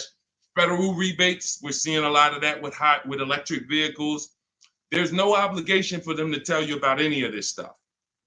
If you go in there and you get a car and you didn't know any of this stuff existed, it's buyer beware. You lost. You don't get to sue anybody and say, wait, guys, I found out you guys had $7,000 in rebates you didn't tell me about. That's why it's our job to make sure we are getting the actual rebates. And how do we get it? We must shop multiple offers. Any car, and right now I'm talking to people. This is a new car and used. Some of the questions that we're going to get are going to be for new cars, leases. Some of them are going to be for used cars. This is a new car question. This is a lease question. Anytime you hear somebody really focusing on incentives, the only incentives you really get for used cars is if you're buying a certified used car, you might see a low interest rate. That's really one of the only incentives. A certified Honda might have a 1.9 interest rate. You're not going to see that. You're not going to see any rebates off a used car. But when it comes to new cars, oh my God, like I said, you could be $5,000, $10,000, $15,000 in rebates. In fact, Sean right here, check this out. Sean, who picked up his F-150 Lightning, I'm showing it on YouTube. So I know you guys on the other platforms can't see it, but on YouTube, Sean got an F-150 Lightning and the rebates totaled $15,500. When I worked for Mercedes, I sold a Maybach. It's actually called Maybach, but you know, most of you guys probably know it as Maybach. It had a $20,000 rebate on it. So if you come in there, somebody asked yesterday, we were live streaming, right? And the guy's like, how do I get them the invoice price? Invoice price, that's 2004 internet stuff. Without knowing that you're getting the biggest discount and all the rebates, you got nothing. And that's what you need to know. How do you do it? You got to realize 4 out of 5 dealers are going to lie to you. They're not going to tell you about all the rebates. They're not going to tell you about some of the rebates. They might say, hey, we don't have any rebate. And then later they'll bring them. The only way for you to get them is for you to get multiple offers so that you can see that. I always suggest 5 offers. I have a strategy in my book called the 25 to 5, where we connect with 25 dealers online. That gets us 5 offers. If you want to do it manually, you can pick up the phone, you can call, only ask for sales managers. Do not deal with salesmen if you are going to do this, because then you're going to be, I'm telling you, I spent 14 years in this business. Only if you're going to do it my way, you'll do it only by internet, no talking. If you're not getting the book, if you don't have my book, then you say, all right, I'm going to do it the manual way. Call, only speak to sales managers, or your life is going to be hell trying to get these offers. And you need to get at least 5, because as I said, once you get one offer and you be like, oh, wait, this person took off $1,000. That's their best offer. Then you get another offer. Wait, this person took off $3,000. That's their best offer. Oh, this person said it's $3,000 rebates and they took off another $3,000. They saved me $6,000. Oh, that's their best offer. Then you're going to start to see how people are out here overpaying, because they're not shopping multiple offers. They're getting one quote, going into their local dealer and saying, okay, do the best you can. And then they're signing just the deal, feeling, oh, I negotiated for 6 hours. This got to be a good deal. No, it's not. So you must, don't worry about what a day, Coral. Don't worry about, oh, the incentives will be good in December. Shop now, see what the incentives are now, and then shop them again next month and see if they change. And then in the holiday time, shop them again. But you're doing this by phone, or in my case, we do it by email. You're never going to be able to do this going into dealers. And I think for those of you if this is your first time on a broadcast with me, type first. First time you've ever been on a live stream with me, type first, because you may not be familiar with anything we teach here. Anything we teach here. And so this is going to be an unlearning process for you. I see you, Arlie. Good to see you. Okay, I see you, user 609. You don't have a name, so I see you, Nadine. Welcome. I see you, 357 Scene. I see you, I Spent Cinematic on Instagram. I see you, Just Too Blessed on Instagram. All right, well, type up everybody who's been with us for a while. I want you to type welcome to all the first-time people. I see you, Maurice Jenkins on YouTube. I see you, Libo on YouTube. Everybody who's been here before, you kind of know a little bit about the foundation, or you've been mastered this. Maybe you got cars using what we teach. Type a welcome to the first-time people, so we can let them know, welcome to the new way. Welcome to the new way. There's gonna be a lot of unlearning, but we're going to try to make it as comfortable as possible for you. But the major thing that you need to understand right up front is I teach a philosophy called cars from home, which means you can get your best offer, below market offers that no one else is getting. You can pay prices that no one else is paying without ever leaving your house.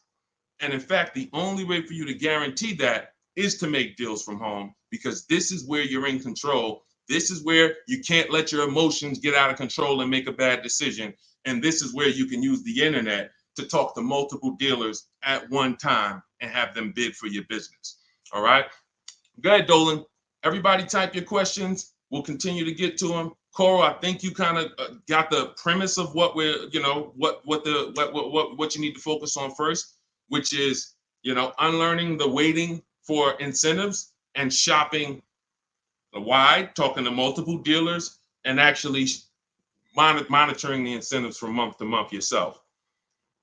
Okay, what's up, D? This is Maurice from YouTube. What's up, D? I want a pickup truck. I like the Chevy Silverado. Okay, I know you said not to lease a vehicle you like. Okay. When did I say that? I know you said not to lease a vehicle you like. So I'm getting confused on financing and leasing. Okay. Okay, let me be clear. I never said don't lease a vehicle you like. I know you hear a lot of stuff from me, and that could be you might have gotten confused somewhere. It's all good.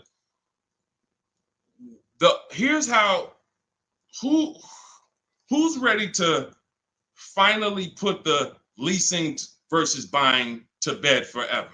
If you're ready to put The leasing versus buying. All right, Deshone, I hear, should I lease or should I buy? If you just type ready. If you're like, you know what?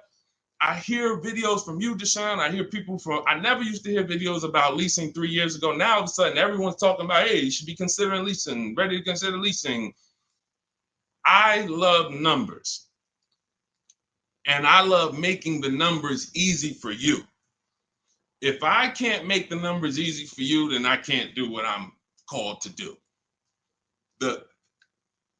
The easy way to know from now on, should I buy or lease a vehicle, is to ask yourself, how many years am I keeping the next vehicle? When you're considering a lease, you're considering how you're going to beat depreciation. I see y'all tapping the screen. Every time you hear something on TikTok you like, just double tap the screen and y'all keep running those likes up. I appreciate it. TikTok brings more people over here. And, you know, I appreciate you guys. You guys help this message spread. You need to ask yourself, this is the first question. In my book, some of you have it, my digital book, Cars from Home. The first question before anything, before what car I want, is how many years am I keeping the next car? Because when you are getting a depreciating asset, you have to look at it like this. Every time you buy a car, I want y'all to think about this. What is this, Deshone? This is depreciation. If you buy a car today for $40,000, how much is that car worth in how much is that car worth in 5 years? Throw some numbers out there. You buy a car today for $40,000 in 5 years, average miles, how much is that car worth?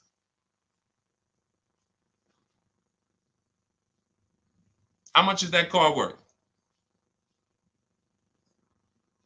Throw some numbers. 22. That's a good estimate. That's a good estimate. 357 said 4,000. You're not losing that much unless you just bought trash. Now, there is something coming to electric car owners soon, and we'll talk about that. Remind me to talk about the huge warning I have for electric car owners before we end it. 20,000. Now, check this out. If you buy a car for 40 and it's worth 20, okay, that's good. That's half in 5 years. I think it's going to lose more than half in 5 years, quite honestly. But when you're getting your car, you're trying to ask yourself, how am I going to beat depreciation? How am I going to prevent having something that I tie up money in for 5 years and that money is just losing value every time?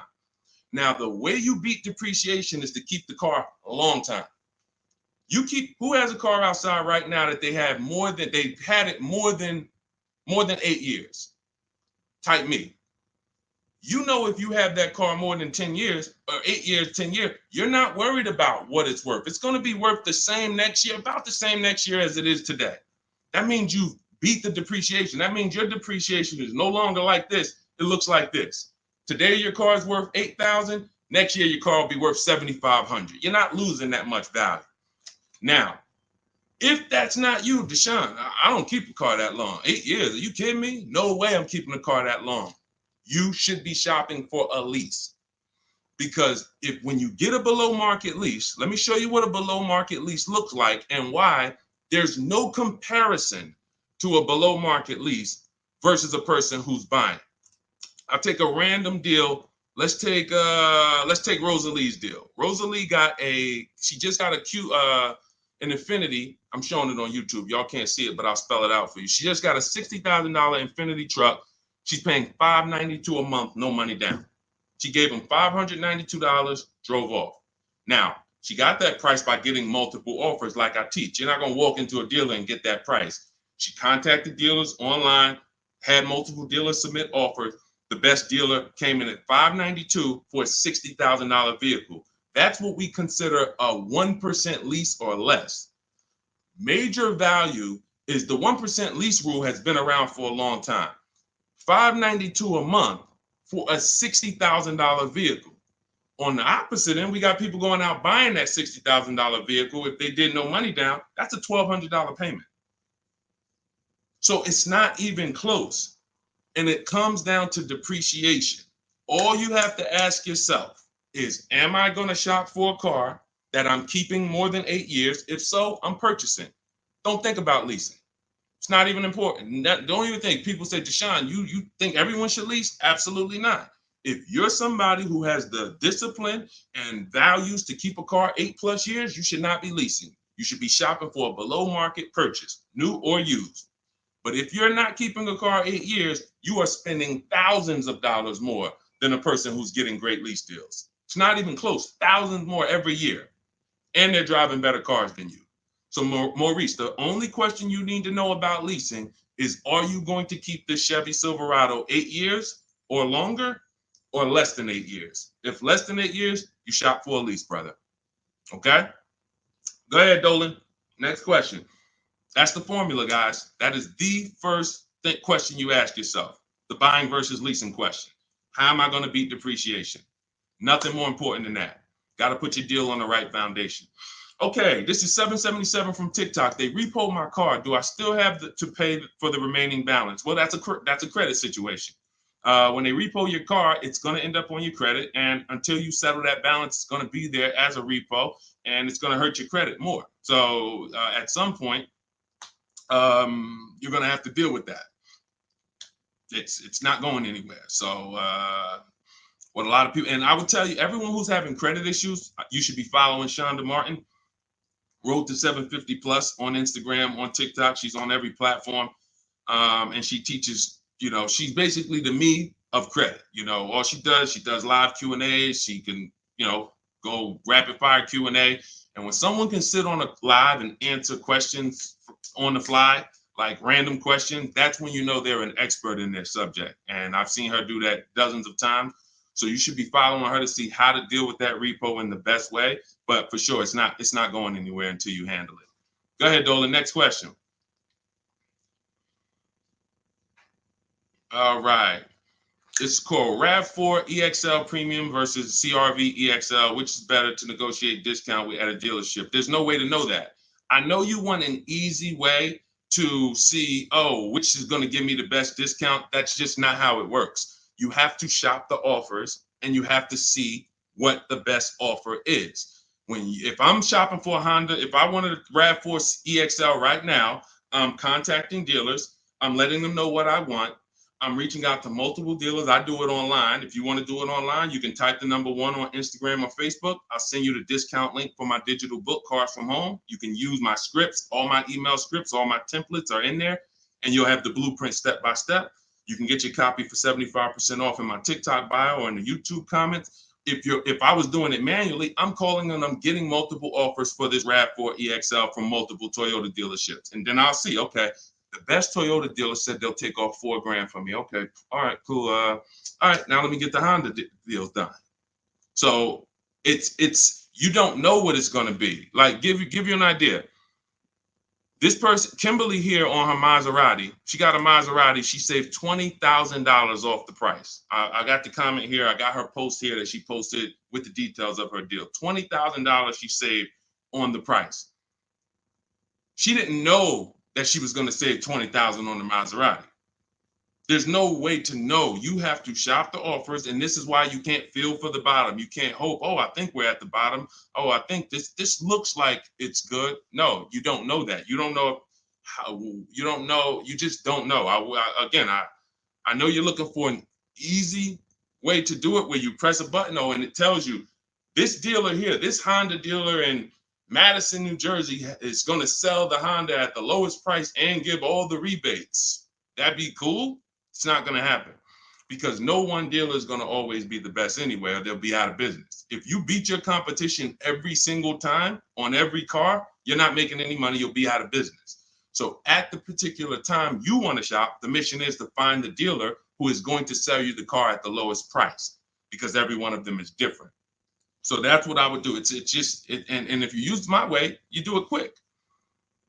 When you're using online tools, you can do it quick. Look, Ansley got a car. He said right here, he got his what did Ansley get? He got an Infinity truck. He got a 2024 QX. He said, I started the process Saturday. I accepted the deal Monday. Got the car delivered on Thursday. One weekend. Started the process connecting with dealers on Saturday. Had offers coming in, accepted an offer on Monday. He got a 1% lease deal, $554 a month on a $58,000 vehicle. You can do this on new cars. You can do this on used cars. You have the internet as at your disposal. You just don't know how to use it. And you have you have two departments in car dealers. You have what I call the sales floor. That's who I used to work with, the sales floor. Then you have the internet sales department. The internet sales department is to try not to give you a price and to make people who are trying to shop online get frustrated so they eventually come in. That's the goal of the internet department. And you have to know that the reason why it's hard for you to get quotes online is because you don't know what to give a dealer to get quotes. You don't know, you got to give them your zip code so they can work the tax. You don't know, they need to know what vehicles are in your household. You're getting defensive. Hey, why are they asking me for this? Well, it's because they need this stuff. That's why in my templates, I give you this stuff. They need to know what cars are in your household. They need to know when your deadline is. They need to know what your zip code is. They need to know what credit they should assume. These are the things this is why, Deshone, I tried shopping online, but it was so hard. I know, because you don't know how to do it. And if you admit you don't know how to do it, then we can help. But without unlearning, without saying, you know what, I need to unlearn this stuff that I was taught, you're just going to keep repeating that. So that's why I'm bringing you this and showing you people who are just like you. You have to shop the offers. And once you do that and you learn how to do it in 90 minutes, you'll be like, oh, I can shop any offer I want. Any car I want, I can find out what the best offers are in 90 minutes. But we got to get you there. Go ahead, Dolan. Shoot the next one up, brother. Unique Devo on Instagram. Car payoff 1 year. Should I trade it? 2015 still running. Well, it sounds to me like you want a new car. Look, the cost of replacement is expensive. If you're considering replacing your car, I always say it's always cheaper to keep it. It's always cheaper to keep it. If you can put, do you have a local mechanic? You should. Everyone who has a car, especially an older car, you should have a local mechanic. Why? Because a local mechanic is going to save you 50% off of what a dealership is going to go through. There's some people who religiously go to dealerships every time something on their car goes wrong or breaks. They go to the dealership. Even with engines. Yeah, Deshone, I put a new engine in and paid $10,000. Listen, local mechanics will actually save, they're worth their weight in gold. And so if I can keep my car running, that's what you want to consider. Now, you still owe money on this car. So you shouldn't be buying cars. You should be leasing cars. Because anyone who is replacing their cars while they still have a payoff should be leasing. That's a clear indicator. There's many indicators. I gave you one. If I'm not keeping the car 8 years, I should be shopping for a lease. If you historically replace your cars while they still have loans on them, you should be leasing, because you're paying all the time. You're never getting to what I call the reward stage, which is a paid off car that is not depreciating anymore, that's in your driveway. You can keep it. You can give it to a family member. It's just a dependable vehicle. You pay a little bit every year to keep it running, but you have hundreds of dollars every year that are thousands staying in your household because you don't have a car payment. That's the reward stage. You have to get there. And if you're like Deshone, I don't keep cars that long, then you are overspending and you should be leasing, paying low payments, cents on the dollar. My first lease, I paid $256 a month for it. $256 a month. I had a Pontiac G6, brand new car. I had a friend who was paying $500 a month. Bought a Toyota. Bought it. And that's cool. If I wasn't in the car business and if I didn't have my sales manager at the time say to me, hey, why don't you lease something? I wouldn't have known. I probably would have went and bought something too. But once I saw that, I'm like, wait, I'm paying half the price of my peers. I'm driving a brand new car, and it just kept going. I leased after that, I bought a Pontiac G6. I kept that for 6 years. I didn't know about the 8-year rule at the time. I bought it 6, 7 years. Then I leased a Infinity Q. I got the G25. It was $325 a month. That was my best offer at the time. That was a $35,000 vehicle. Then I got an Infinity Q50 when they first came out. That was a $44,000 vehicle. I paid $345 a month. Then I got another Q. I had 3 Q50s in a row. The next one was $365, and then the highest one went up to $390. I want to say $390. So yeah, $390. I never went over $400 a month. These are $45,000 vehicles. Then I got a Jeep Grand Cherokee 2018, $35,000 vehicle, $330 a month. They're lying to you. Like all of this stuff that they're programming you to, leasing is renting a car. Banks don't buy cars. Pay attention to what I'm saying here. Banks don't want cars on their books. Why don't banks want cars on their books? Because they're depreciating. And look, let's address this. Rick just said on TikTok, but leasing a vehicle only gives you minimal mileage. You pick the mileage on a lease, Rick. You pick the mileage, brother. Hold on. Turn off this. You pick the mileage. Let's get into some real misconceptions about this whole leasing thing. They give you the mileage. Anytime you've ever heard of somebody going over their mileage, if it wasn't a life change situation, like, I used to live close and then I now live far, it's because they wanted to save $20 a month. The payment for 10,000 miles a year was $380. The payment for 12,000 miles a year was $405. They said, you know what, give me the $380. And then get ridiculous. If I go over, I'll just buy the car. Horrible. Why would you buy a car that is not meant to be bought? When you look at the price to buy a lease out, it's not meant to be bought. They don't want you to buy it. They want you to give it back to them so that they can sell it as a pre-owned car.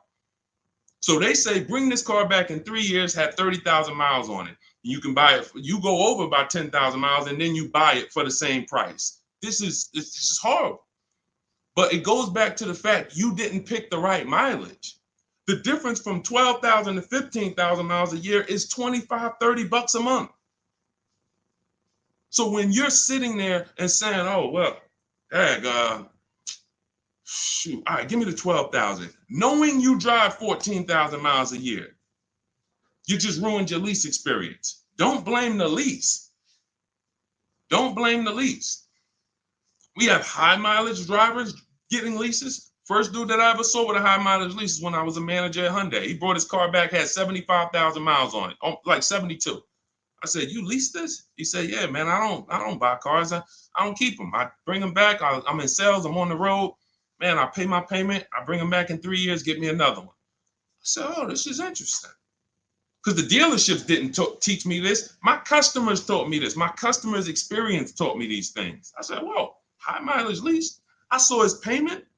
This dude was only paying $175 more a month than a normal car payment. $175 more a month, and he gets to drive 25,000 miles a year. But had he bought his car, he'd come in with 10,000, 12,000 negative equity. So, high mileage drivers, if there's high mileage drivers on here, you guys can ask questions specifically about leasing for you, and we'll talk to you. But man, I'm shouting from the hills and showing people proof that you cannot get a good deal if you buy your car, but you should have leased. People out here driving. We're out here driving cars, brand new cars for hundreds a month less than you. Because someone talked you into buying and said, well, but they're renting those cars. Yeah, all right. Okay. All right. I've been renting cars then for the last 20 years of my life, driving brand new cars and keeping a lot of money in my household when other people are putting them into new and used cars. Okay, yeah, I'll keep renting it. Go ahead, Dolan. Shoot the next one up, brother. Quintel Jameson on YouTube. Can you talk about the best process for turning in a lease and getting a new lease? First thing you want to do is do an equity assessment. Do you have any money you can make on that lease? Step 2 in my book, after we decide whether we're going to buy a lease, you already decided you want a new lease, so you check off step 1. Second step is, do I have equity in my lease? All through the pandemic, we had people selling leases. I helped hundreds of people that I know about sell leases for $7,000 to $10,000 to $12,000. A lot of them you can see in my older videos. They say, yo, man, you helped me make 7 grand. Yo, I sold 2 leases. I made 15 grand. My mother sold her lease. She made 10 grand. I sold my Jeep Grand Cherokee lease. I made $9,000 back then. But that's when all the resale values were high. So so we're not making that much anymore, but there's still an opportunity to have equity. And if you drop off your lease without doing an equity check, then you literally are giving money to the dealer. We have to do it. And here's how you do it. You call your bank, you ask them what your payoff is. Once you get your payoff, then you call and you go to these 6 websites. You do this in 20 minutes. Go to Carvana.com, go to CarMax.com, go to Driveway, go to KBB Instant Cash Offer. That's going to connect you with a local dealer online to put a price on your car. All of this stuff is instant. And these are all companies that you go to, you look at they look at your car, they say, okay, looks good. They go to the accounting office, they come back and give you a check. It's that simple. AutoNation and Car Gurus, we get 6 offers because everything we do is a bid. Like in the Cars from Home way of getting cars, the way we guarantee we got all the money and we saved all the money and we paid less than everyone is we get bids. Online systems allow you to get bids. When you shop on Amazon, that's a bidding system. That's a bidding system. The real estate market at large is a bidding system. They use competition to create the price. The only industry that doesn't is the car industry, but we do it. Cars from Home, we do it. So you're going to get those 6 offers and you're going to see, can I break even selling this car? Can I make 1,000, 2,000, 3,000 selling this car or more? Some of you have a lease and you didn't drive that much. Deshaun, I had the lease. I only put 5,000 miles on it. You should be selling that lease and putting some money in your pocket before you go into your next lease. So, I know there's a lot of people on here. You might have didn't know you could sell a lease. Type a question mark if you didn't know that you could sell a lease. Sean, I never even knew I could sell a lease. Type a question mark. Type a question mark. First thing we ever do before we return a lease, because we are not going to depend on a dealer. I see you, Stephen Romero. Thank you for being honest. I see you, Jason Wilson. If you didn't know you could sell a lease, how much does that cost you? How much does that cost you already? I see you, Rick. Shout out to the people being. I see you, Stino. Cat Mom. I see you, Quintel. Yeah. So what we do before I will never return a lease, and we do this about 6 months out before the lease is up. We do this equity assessment. It's the second step in my process. All of this is in my book. If you guys want if you're like, Deshaun, I want the blueprint. Give me the step-by-step. That's my new digital book, Cars from Home.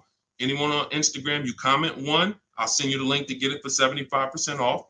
If you download it immediately, you could be reading it today, using it, getting a car next week. Same thing on Facebook. Type the number 1. I'll DM you a link to get it at 75% off. And if you're on TikTok, go to my TikTok bio. Now, this is only for 30 minutes. This is a welcome offer for my new book. This isn't like, oh, we don't, just 75% off. This is what I do as a welcome offer for everyone to give you an opportunity. You won't pay the normal $97 price for the book. You'll get 75% off of that. And you'll have the strategy step by step. And on YouTube, we have a comment pinned for you. So you want to get your payoff. But now, very important, Quintiel, when you go on those websites I just mentioned, those 6 websites to get those offers, when they ask you, do you own the vehicle? Are you leasing it? Or are you financing it? Just type own. You want to know, what would you pay for the vehicle? When you call your bank, you're going to ask them, do I have a third-party restriction? So you're going to get your payoff.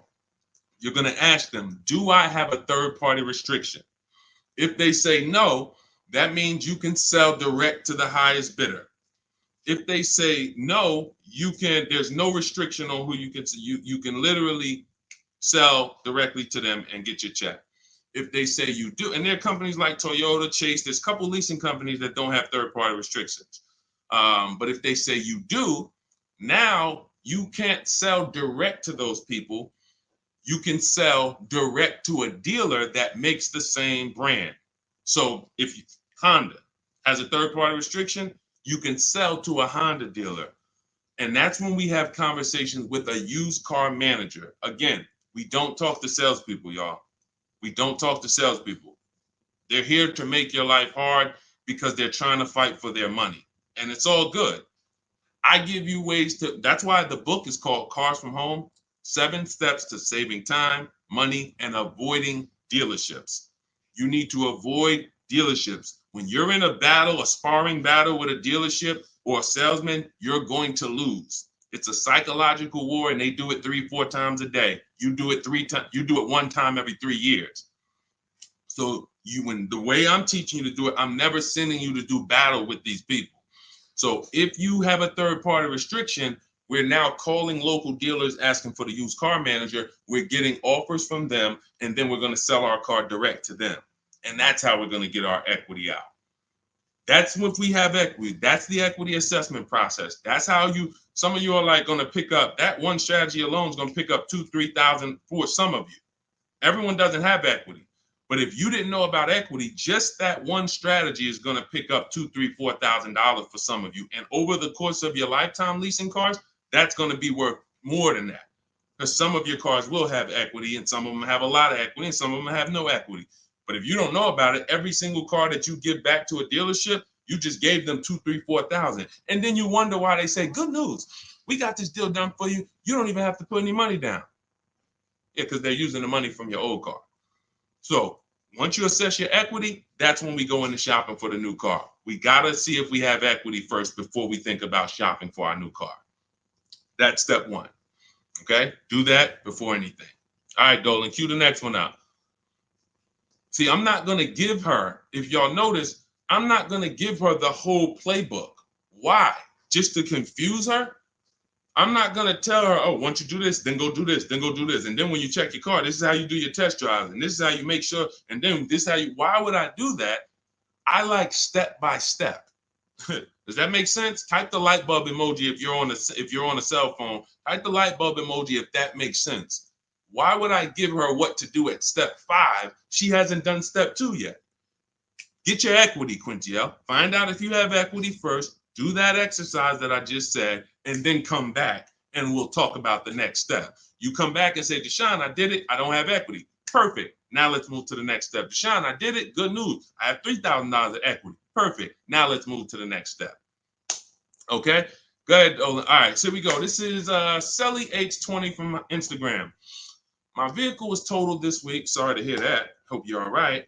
I'm going to the dealer today. What should I know? The dealer today, there's 17,000 new car dealers in this country, 100,000 used car dealers. Every dealer has a different price. So you're going into what is the benefit to you of going into the dealer? You think, oh, well, I'm sold on my car. The best thing you can do right now is ask yourself the first question. Are you keeping your next car 8 years or not? Are you keeping Selly H on Instagram? Are you keeping the next car you're getting 8+ years or no? Let me know. This is Selly on Instagram.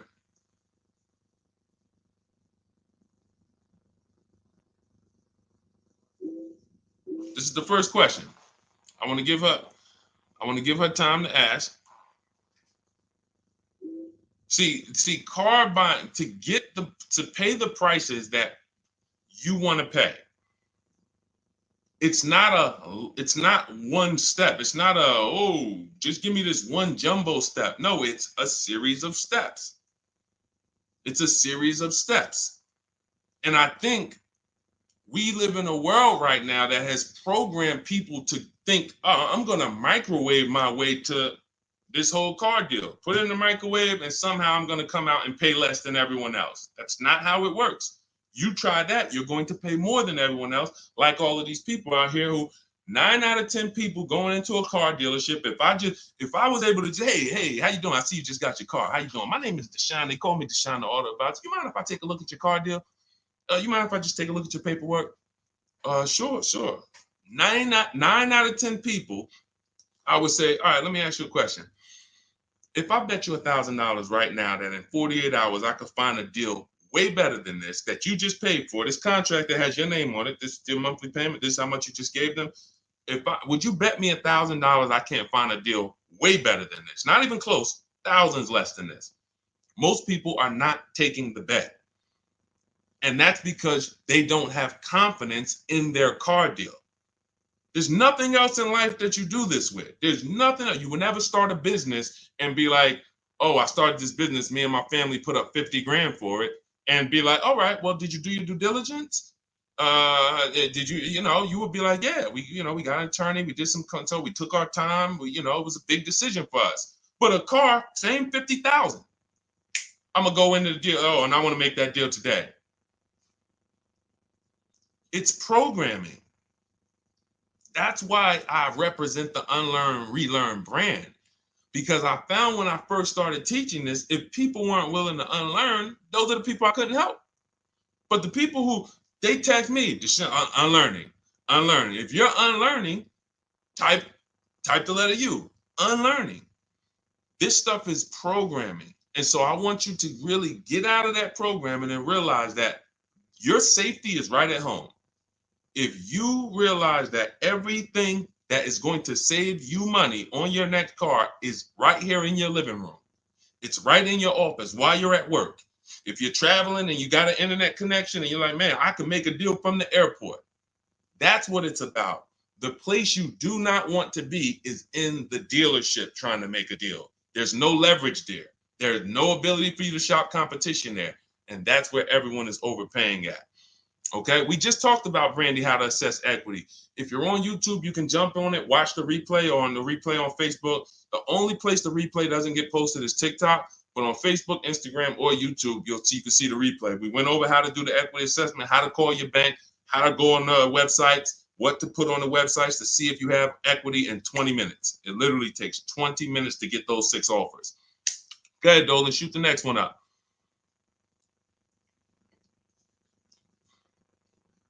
Steven Romero from TikTok, shopping through Carvana. Carvana is one marketplace. That's all it is. Carvana, I know Carvana is, oh, you don't have to see, the reason Carvana wins is because people are scared of dealerships. There's no other reason than that. Carvana has historically paid more, especially throughout the pandemic. They were paying more to buy cars than anyone else. So let me ask everybody on here a question. We got at least, we got a good number of people on here. Let me ask, got some intelligent people. If you are paying more than anyone to buy cars, when you sell those cars, are you going to be higher or lower than anyone? If you're paying more than everyone, you're paying more than dealerships to buy cars. Everyone was selling their cars to Carvana, selling their cars to CarMax. If you are paying more than everyone else to get your inventory, when you sell your inventory, is it going to be higher or lower than everyone else? Exactly. Higher. Exactly. But how do they do this then? They do this because people are scared of dealerships. So they would pay more just to be able to say, thank God I didn't have to go to a dealership. Man, I saw my car come down that vending machine, and then I saw that car pull up to my house on the Carvana flatbed, and you just overpaid $5,000 for that car. They charge you for their service. Hey, to avoid going to a dealership, listen, we're not giving you the best price, but we are giving you the best experience. In our case, there's tons of dealers who will deliver a car to you. There's tons of dealers who you can have the same experience with. Every time we get a car, we have the same Carvana experience. My experience, the people who, look, everybody who you're going to see me go after right now, and if you hop on YouTube, you'll see this. Look, Tosha's experience, just like Carvana, did it from home. Look, Vincent got his used car, 43% off, 3-year-old Lincoln, 43% off the original price. Got it on, got it from home. Look, Ansley, we already went over Ansley. Sean saved 20 grand on his F-150 from home. That's a Carvana experience. Look, Rosalie, we already talked about her. Carvana experience. Look, Jen got her Subaru, leased it from home. You can give yourself the Carvana experience without paying the Carvana price. And when you're shopping for a used car, Carvana is just one marketplace. You also need to open up CarMax, Driveway. In my book, I have what's called the multiple marketplace strategy. The way you shop for used cars, the way we shop for them, is different than the way we shop for new cars. New cars, we use a strategy called the 25 to 5. That's when we reach out to 25 dealers. So we're shopping for a Toyota. We're going to reach out to 25 Toyota dealers online. We do this in 20 minutes. We send them our templates. All of that is in my book. It's a digital book. You copy and paste my template. So you do need to be able to copy and paste. Let me preface that. Do not get my book if you're not familiar with copying and pasting and emailing. I got to preface that. I know people, Deshone, isn't everybody good with that now? No, everyone's not good with that. I've been doing this for 3 years now. I know everyone is not able to copy and paste and just send emails. You know, everyone, that's just, so I have to preface that.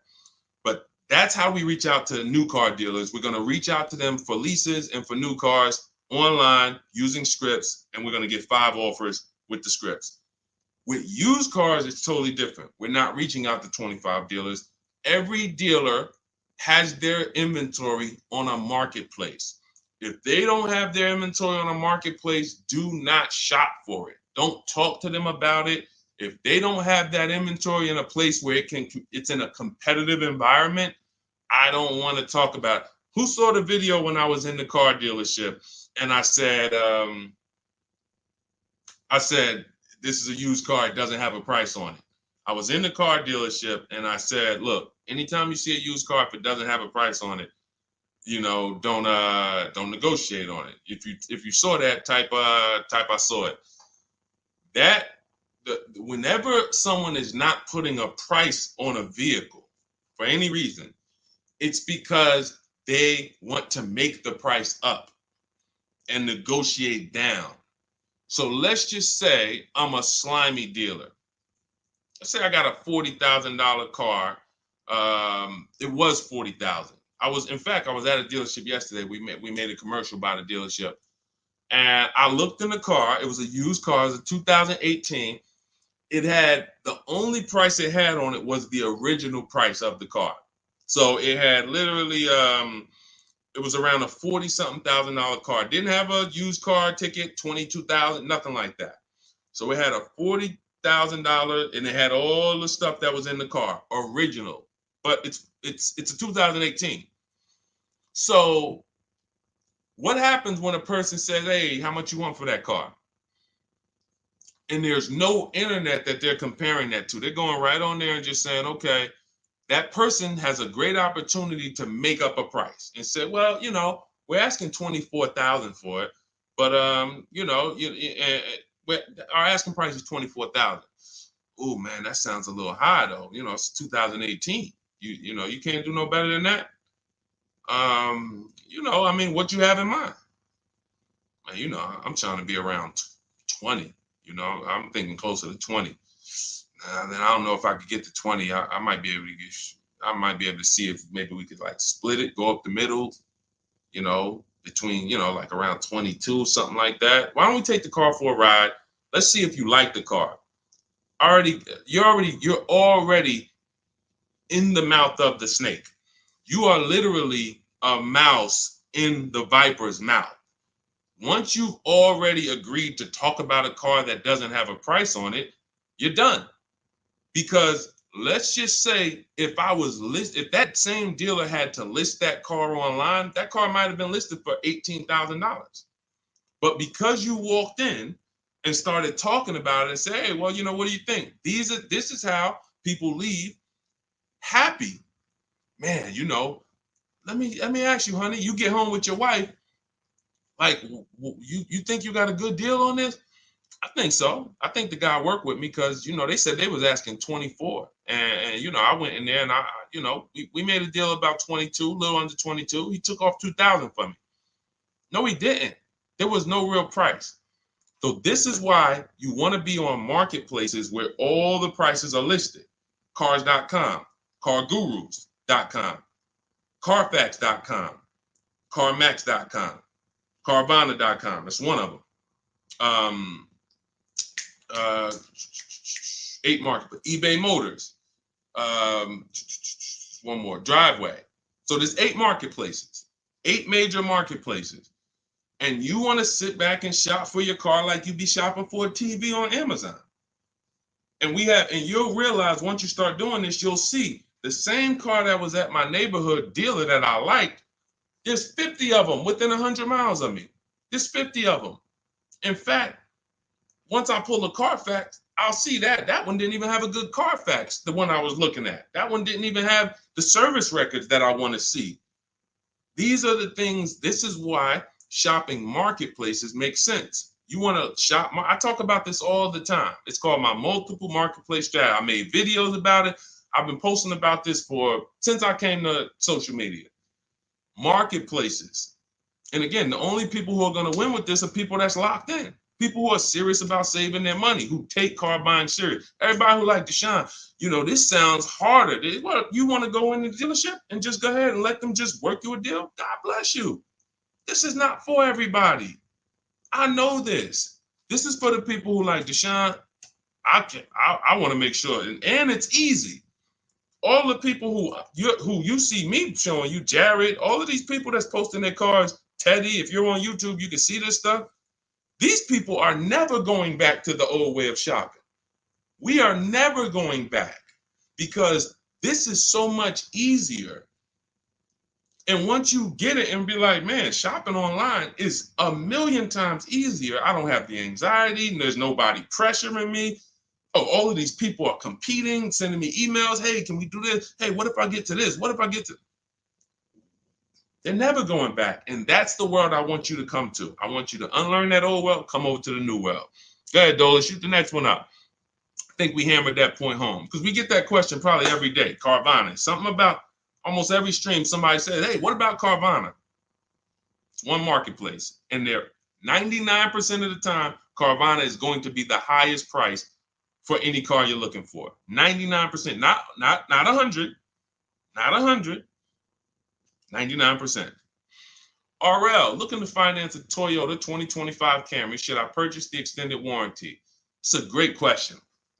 RL said he's looking to purchase a 2025 Camry. Should he purchase the extended warranty? So a warranty is a risk product.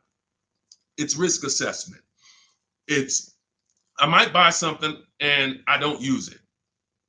The key to understanding if you should get a warranty is to ask yourself, how expensive is it to fix this car? And does this car have a high likelihood of things going wrong? Give you an example, a Toyota, Honda, as long as you get a good one, and in his case, he's purchasing a new one, they have a history of inexpensive maintenance, and they have a history of things not going wrong. I wouldn't get a Toyota extended warranty. Why? Because the $1,800 or $1,500 or $2,000 I'm going to pay, I have to get that money back and then some to make it work, to make it worth it. That means $3,000 of things need to break on that Toyota for that warranty to have made sense for me to get. Now, on the other hand, when I work with Mercedes, some of you know I worked with Mercedes for 5 years. Every time I would have a client who was getting a Mercedes, I would ask them, how many years you keeping the car? If they said they were keeping it a long time and they weren't going to lease, then I would tell them after we made the deal, buy as much warranty as you can afford. That was and some of my clients in New Jersey, they can attest to that. I was very unapologetic about it. Buy as much warranty as you can afford. Because when something breaks on a Mercedes-Benz, nothing is less than 4 digits. There is no, oh, this broke. It's only going to cost us $400 to fix. Nope. So the price of the extended warranty on a Mercedes-Benz or a BMW or a Porsche or anything that has a high, and I have this, we handle this in my book in step 6. This is in the paperwork and protection step. Everything is accounted for. So everything on this stream I'm teaching is out of my book. It's everything. So when we're looking at, and where does this vehicle rank in terms of repair costs? Is it on the higher side? If so, the warranty makes more sense to get. If it's on the lower side, warranty makes very little financial sense to get. And that's how we gauge getting extended warranty. It's a risk assessment. All right, good question though. Very good question. All right, go ahead, Dolan. Shoot the next one up. Too Cool 09 from TikTok. Should I buy or lease a vehicle through my LLC or through myself, or does it matter? This sounds like you don't have a business where the actual car is being used. If you, a realtor, for an example, and could y'all double tap, keep double tapping the screen, keep running those likes up. I appreciate y'all on TikTok. Every time y'all double tap the screen, y'all run the likes up and keep them moving. TikTok continues to tell people about the broadcast. And shout out to the sharers. I appreciate you. Matter of fact, I got to jump off of here because what I'm going to do is, no, I'm not going to jump off now, but I have to do something. Somebody who shared yesterday, I got to go to my DM and I got to send her, I'm literally just talking notes to myself. Okay, so big talk about buying in LLCs lately. Big talks. You know, you see videos about it, get caught through your LLC.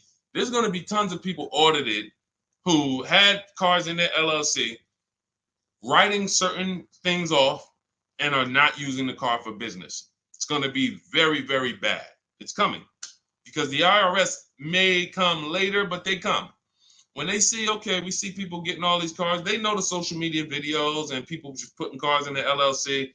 If you are a realtor, for an example, when I was with the dealerships, I dealt with a lot of realtors. Came in, put cars in the LLCs. Why? Because they're on the road. They're using the car for business. They're writing off certain things, be it the maintenance, be it the repairs, or they're writing these things off. Why? Because it's actually business being done with the car.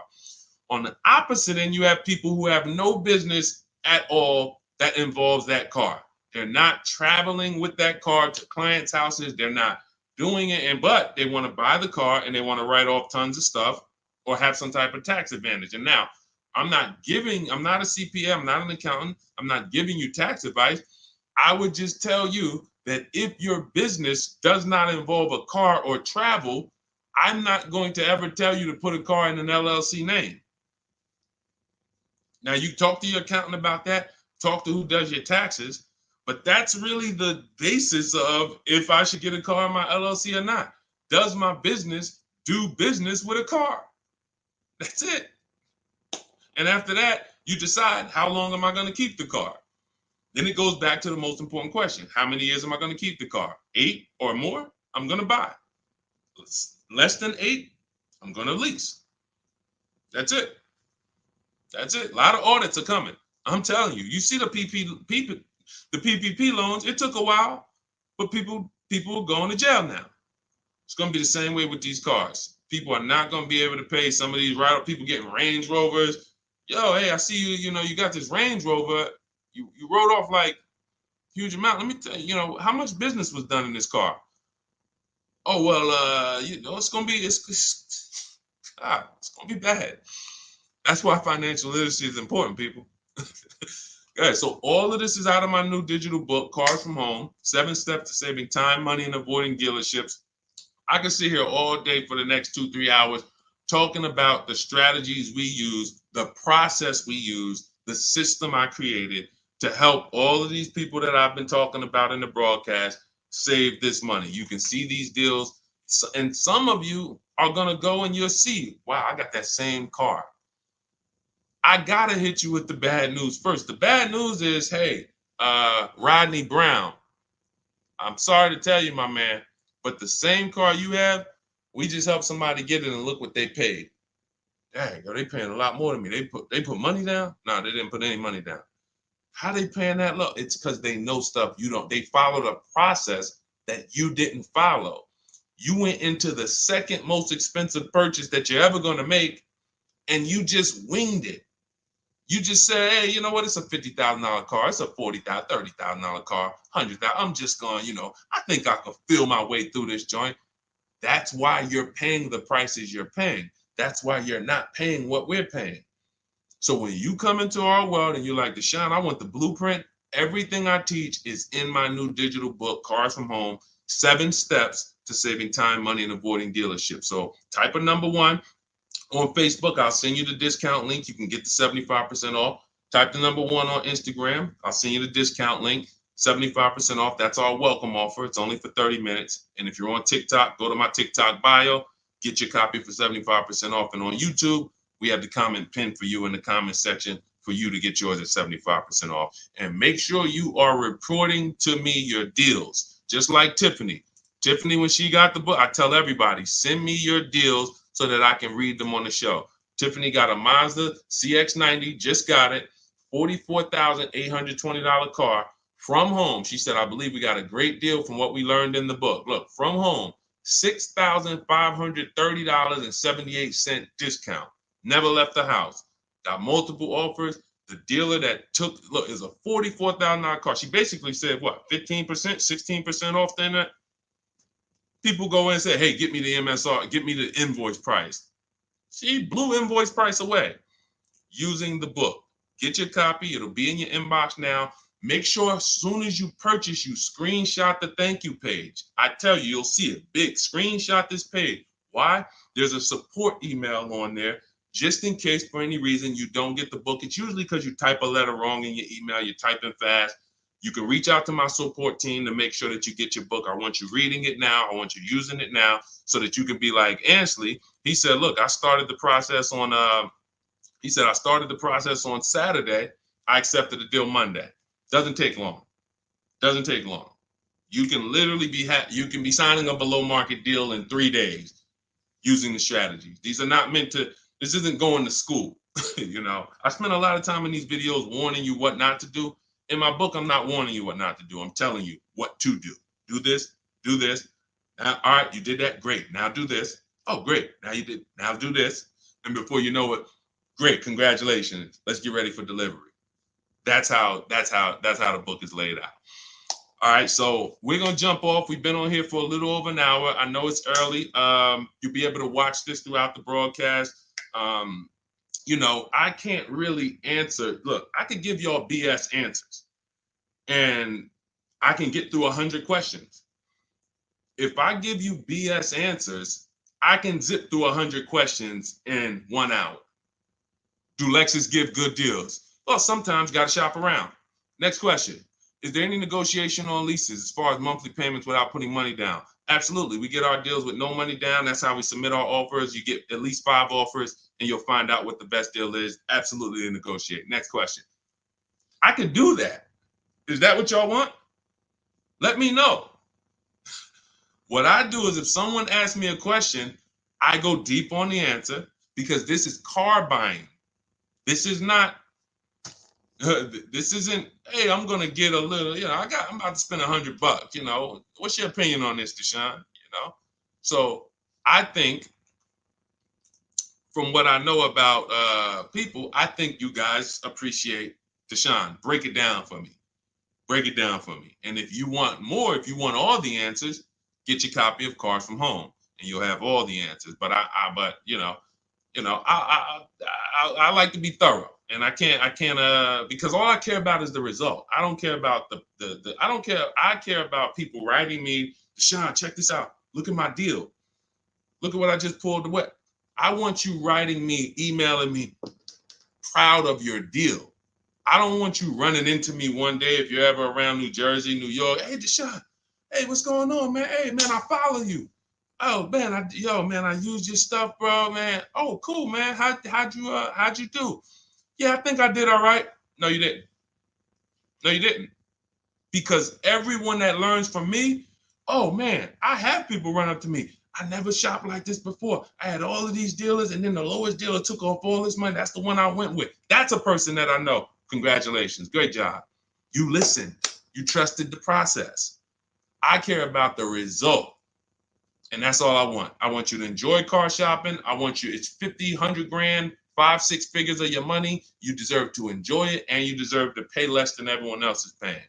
That's what I'm here to do. So I'll see everybody who has the book. I'll see you inside. Use it. You'll see I link to a couple videos in there. You'll see it's some surprises in there. That's not a traditional book. There's links to videos. I got links to scripts in there. You'll see. You'll see why it's a digital book. And it's a one-time purchase.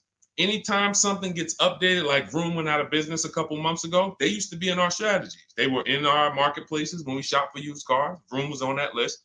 And they were in the when we do our equity assessment, Vroom was on the buyers list.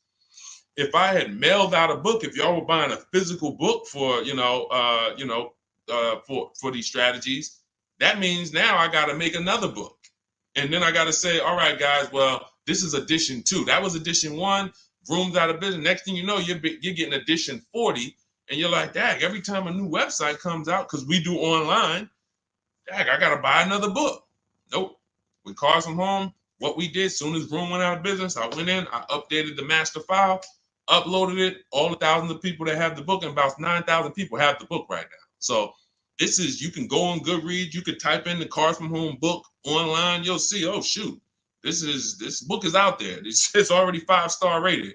So this is what it's about. Results. Grab your copy in my Instagram bio or my Facebook bio, or everybody that types the number 1 on Facebook, I'll DM you the link exactly to get this discounted price. Everyone on TikTok, you go to my TikTok bio, click that website, and get your 75% off.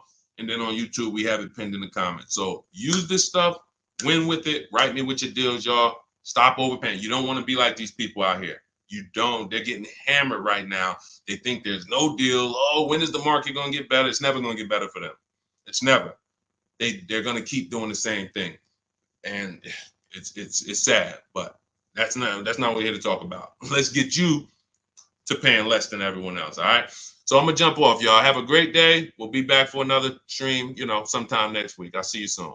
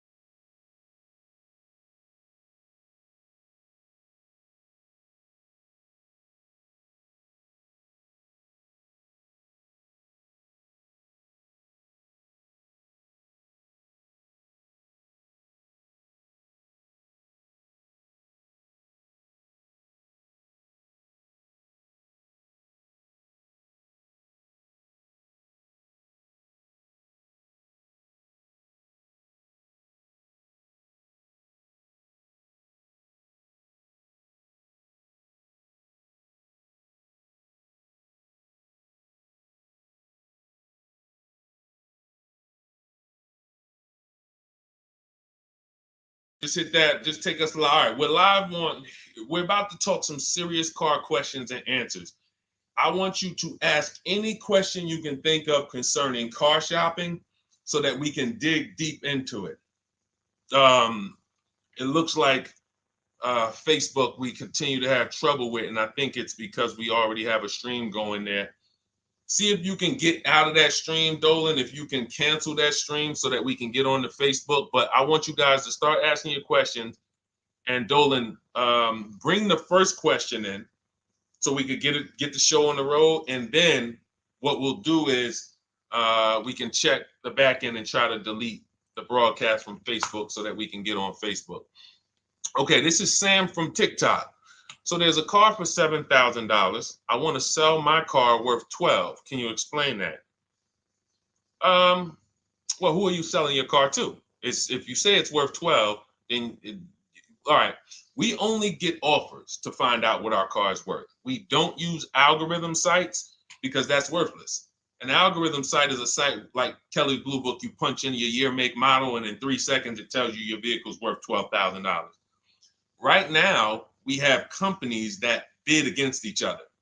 And what you want to do is you want to go on your computer, go to CarMax.com, go to Driveway.com, go to Carvana.com, go to AutoNation.com, go to Kelly's Blue Book Instant Cash Offer.com, and go to Car Gurus.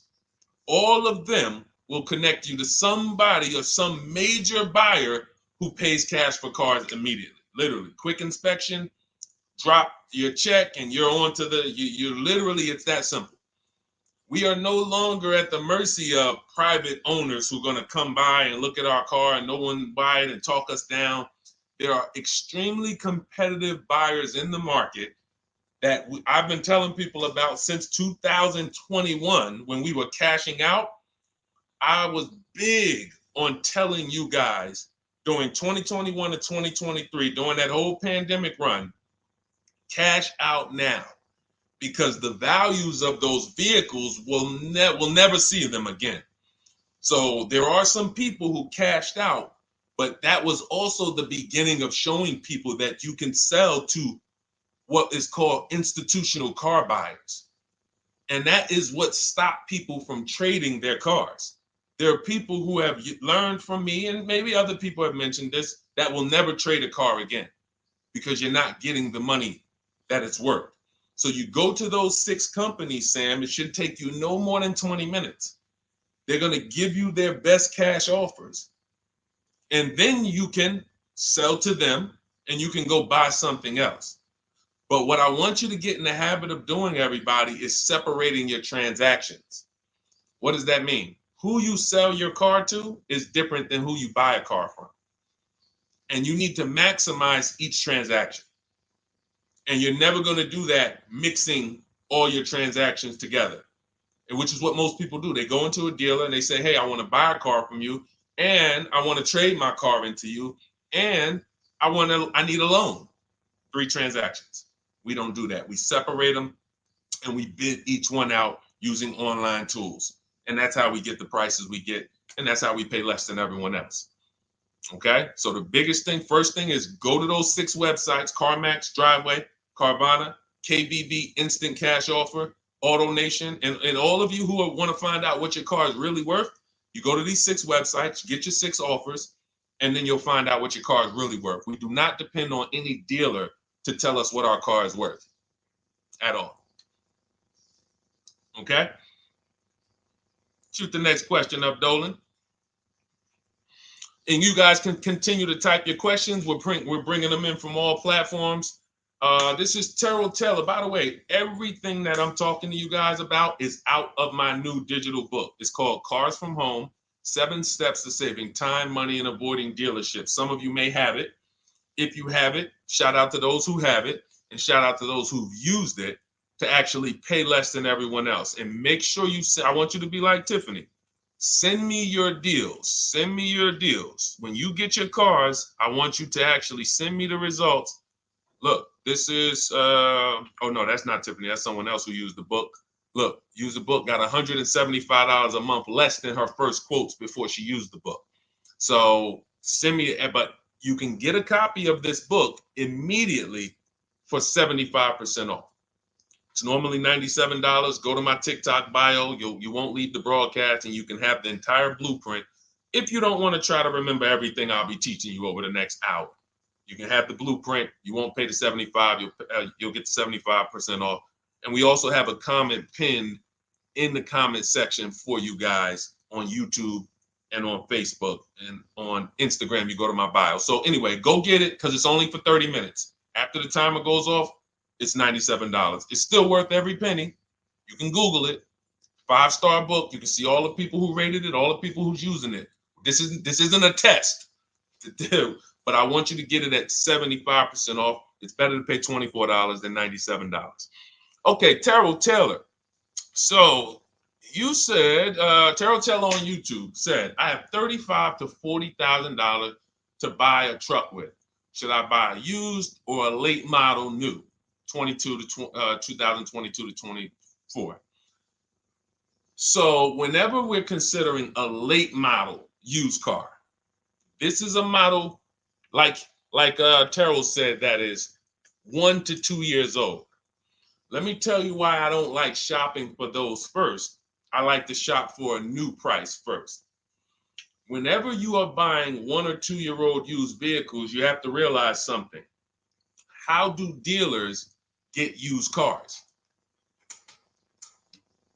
Trade, or they get them off lease, they buy them. When you have not waited 3 years, you're not going to see a lot of used vehicles in that option, because most people don't buy a vehicle and then trade it in 2 years. So you're not going to see a lot of 1 and 2 year old used vehicles. I don't like that, because when there's not a lot of a vehicle, the people who have that vehicle get to set very high prices that we have nothing to compare it to. And that's a recipe for losing and overpaying.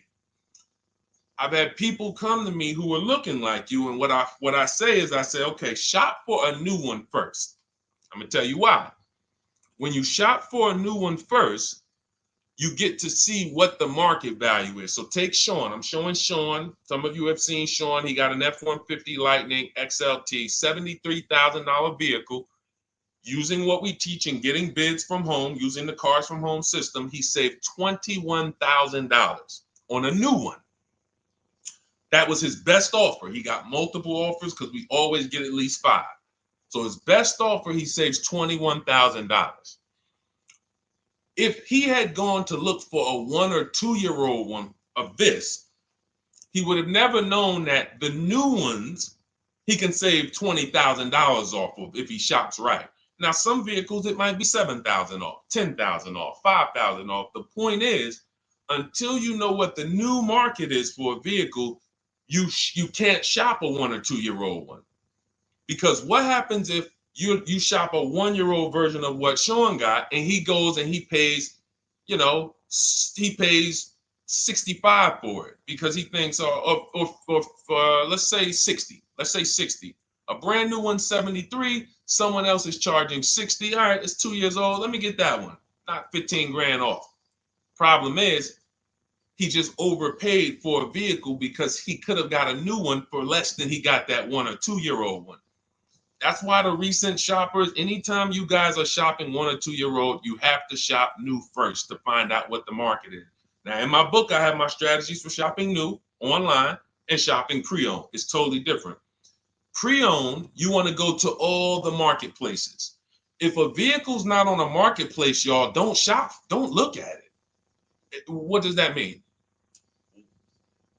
You ever walk into a used car dealer and you see a used car, but there's no price on it? Type a $ if you've ever experienced this. If you've ever looked at a deal, you've been in a dealership, you see they have a used car, there's no price on it. Type a $ if you've experienced that. Okay, I see you, Terrell. Okay, perfect. I see you, Don Dickey. Okay, perfect. All right, we have enough people. All right, Makeover Forever Studios. I see you. Okay, Todd May, I see you.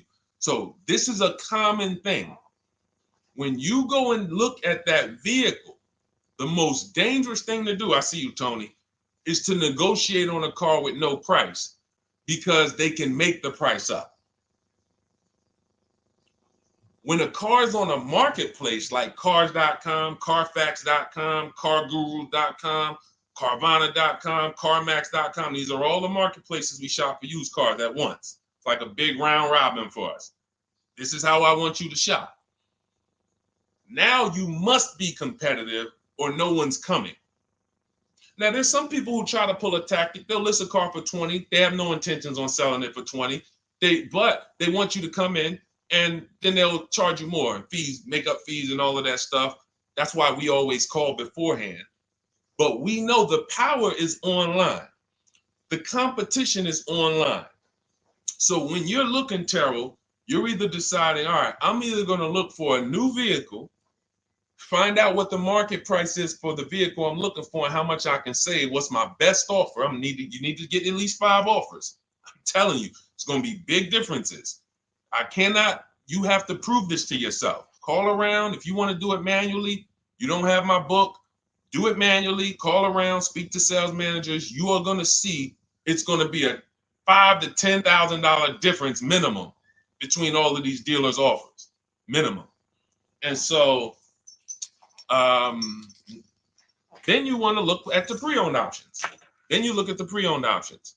And the pre-owned options will tell you what the market is. And so this is only for you who are looking at recent model cars. If you're not looking at 1 or 2 year pre-owned, this doesn't matter. But those people have a little bit more budget, and that's okay. That's okay. But when you have a little bit more budget where you can look at a 1 or 2 year old pre-owned car, that means you have a little bit more money to lose if you make a bad decision. So that's what you want to consider, Terrell. Shop for the new ones first, depending on what your budget is, and then look at the pre-owned market and say, all right, where's the pre-owned market? But that 1 or 2 year old, you're not going to have a lot. Until that 3-year cycle comes and dealers can start buying those vehicles back off lease, you're not going to see a lot of vehicles. That's why I don't play in that 1 or 2 year old zone. It's just a dangerous zone to play in. Dealers know, oh, we're the only ones. Hey, we the only one that got this car within 50 miles. Let's charge this for it. And then they depend on someone who doesn't know the market to come in, pay for it, and you can literally overpay by 10, 20 grand and you won't realize it until, a couple years later. Okay, great question though. Great question, Terrell. Go ahead, shoot the next one up, Dolan. Type your questions, y'all. We're gonna get through as many as we possibly can in an hour. I see a lot of questions coming in. Let me try to speed it up. All right, this is Abigail from Instagram. How do I shop for cars and take test drives without feeling like I'm wasting their time? I'm nervous. Okay, first thing to realize, Abigail, you're a very considerate person. God bless you for that. You're about to spend 5 figures on a vehicle. Some of you 6 figures. I love the courtesy, but we are the prize. When you're shopping the way I want you to shop, some of you, this is your first time here. You don't even know, hey, who is this guy talking? I spent 14 years in the car business. 5 years with Mercedes, 5 years General Motors. I've been helping people buy cars and get below market deals since 2019, education-wise. I love it, but you deserve the experience. If you were walking into the mall to spend 15 grand, let's just call it 15 grand, how would you want to be treated? Like royalty, right? Right? So, but I'm going to answer your question, but I need your mindset. A lot of what we're discussing is going to be the right mindset. You are the prize.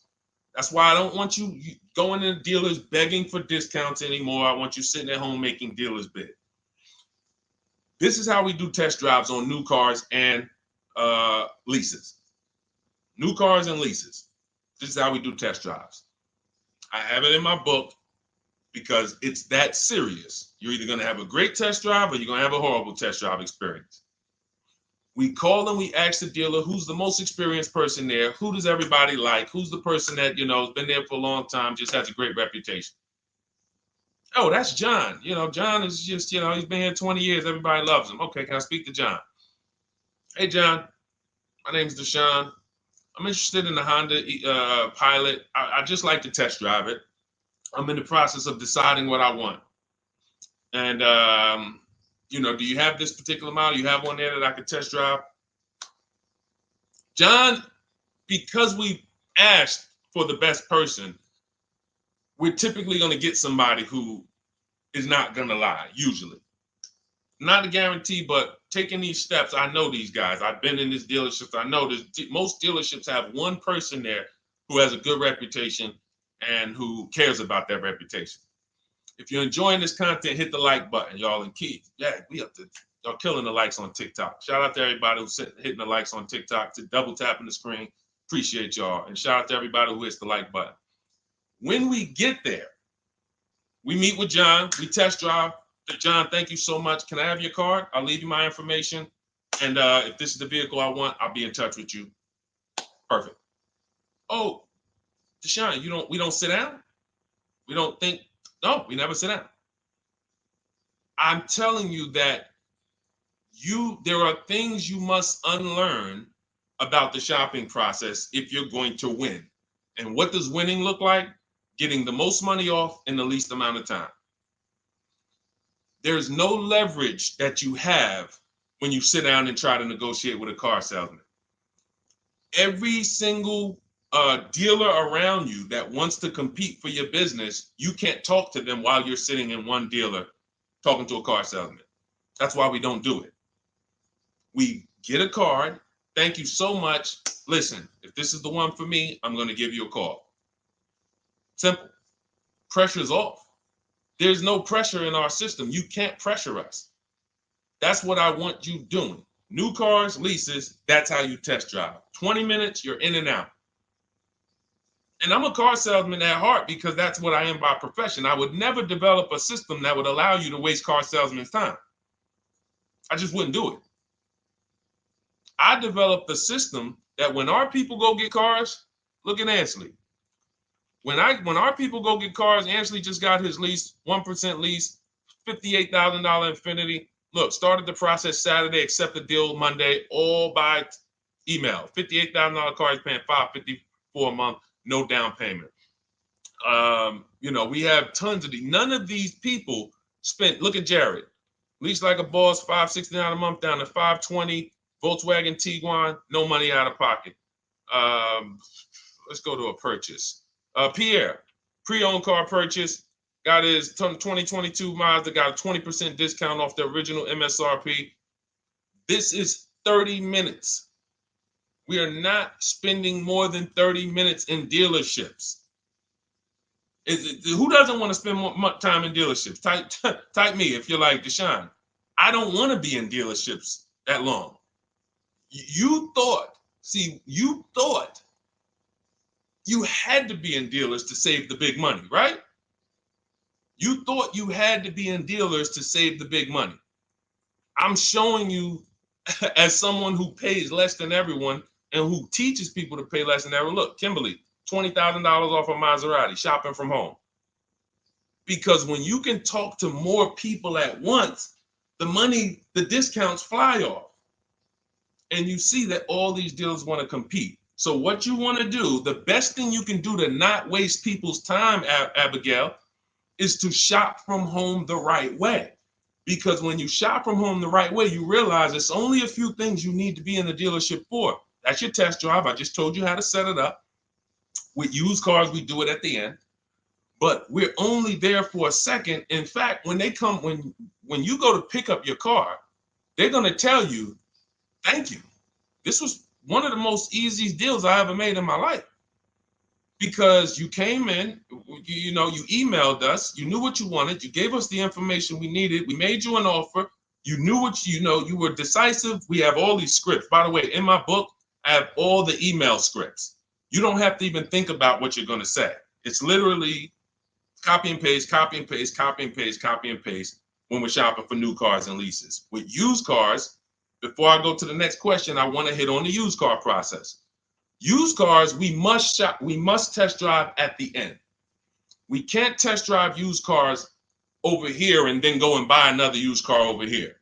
So what we do when we narrow our choices down on all these marketplaces to our top 5 favorite vehicles, we need to verify that there's no bogus fees. When I was shopping for my Infinity truck, I narrowed it down to 4 vehicles.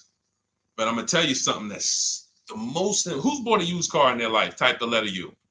I need you guys to program what I'm about to say into your brain cells for the rest of your life. Type the letter U if you bought a used car or if you plan on buying a used car one day. Type the letter U. All right. I see you, Michael. Don Dickey. Okay. Terrell. I see you, Blizzy. Tony. Okay. Lori. I see you. Victoria. Anybody who plans on this. Let me tell you how. Okay, let me tell you how. All right. See, when I'm about to reveal big stuff, I got to kind of see how I want to say it. The marketplaces that we go to look at used cars on, they're never going to tell us what a great price is. And I'm going to tell you why. The only thing that matters, let's say we're looking at 4 white Honda Accords.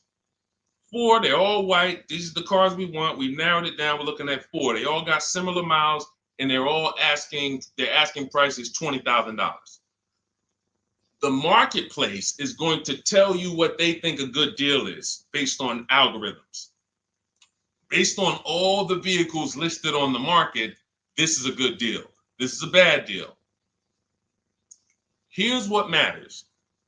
How much was the original price of each vehicle?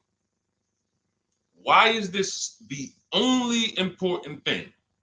Because if we're looking at 4 white Honda Accords, but one of them was $35,000 when it was new, one of them was $39,000 when it was new, has a sport package, some special technology. One was $31,000 when it was new, one was $29,000 when it was new. What's the best value? What's the best value? You see how we clearly just went from, wow, all of these vehicles look the same, similar price, similar asking price.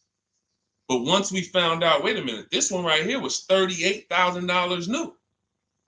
This one here has the cameras in it all around and the self-driving package, and it has the same asking price, or it's maybe $1,000 more.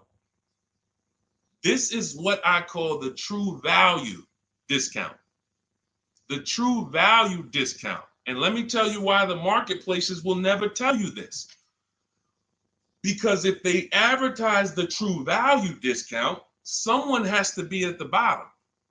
In other words, when you're looking at Honda Accords, if you could go right to the true value, who's giving me the biggest discount off the original MSRP? That means the car at the bottom, they might be giving you no discount off the MSRP. We saw that during the pandemic. It was people selling, who remembers people selling Toyota Camrys, 3-year-old Toyota Camrys, for the same price as they were when they were new? There was some deal, everyone wasn't. I know a couple dealers, I know a couple general managers who run dealerships who are ethical.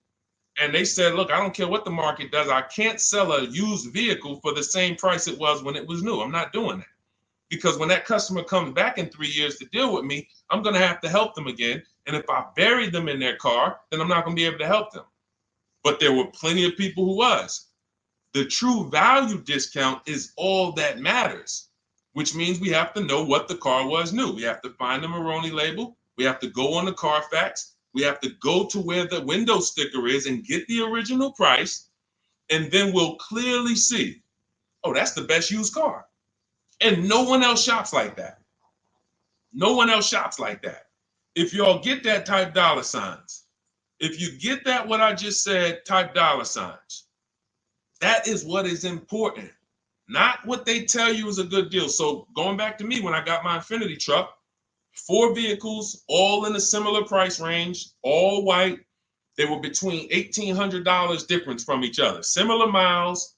But once I found out that one was 46,000 new, one was 48,000 new, one was 52,000, and the one I ended up getting was 54,000. That separated it. The one that was 54,000 new, they were giving me a 42% discount asking price.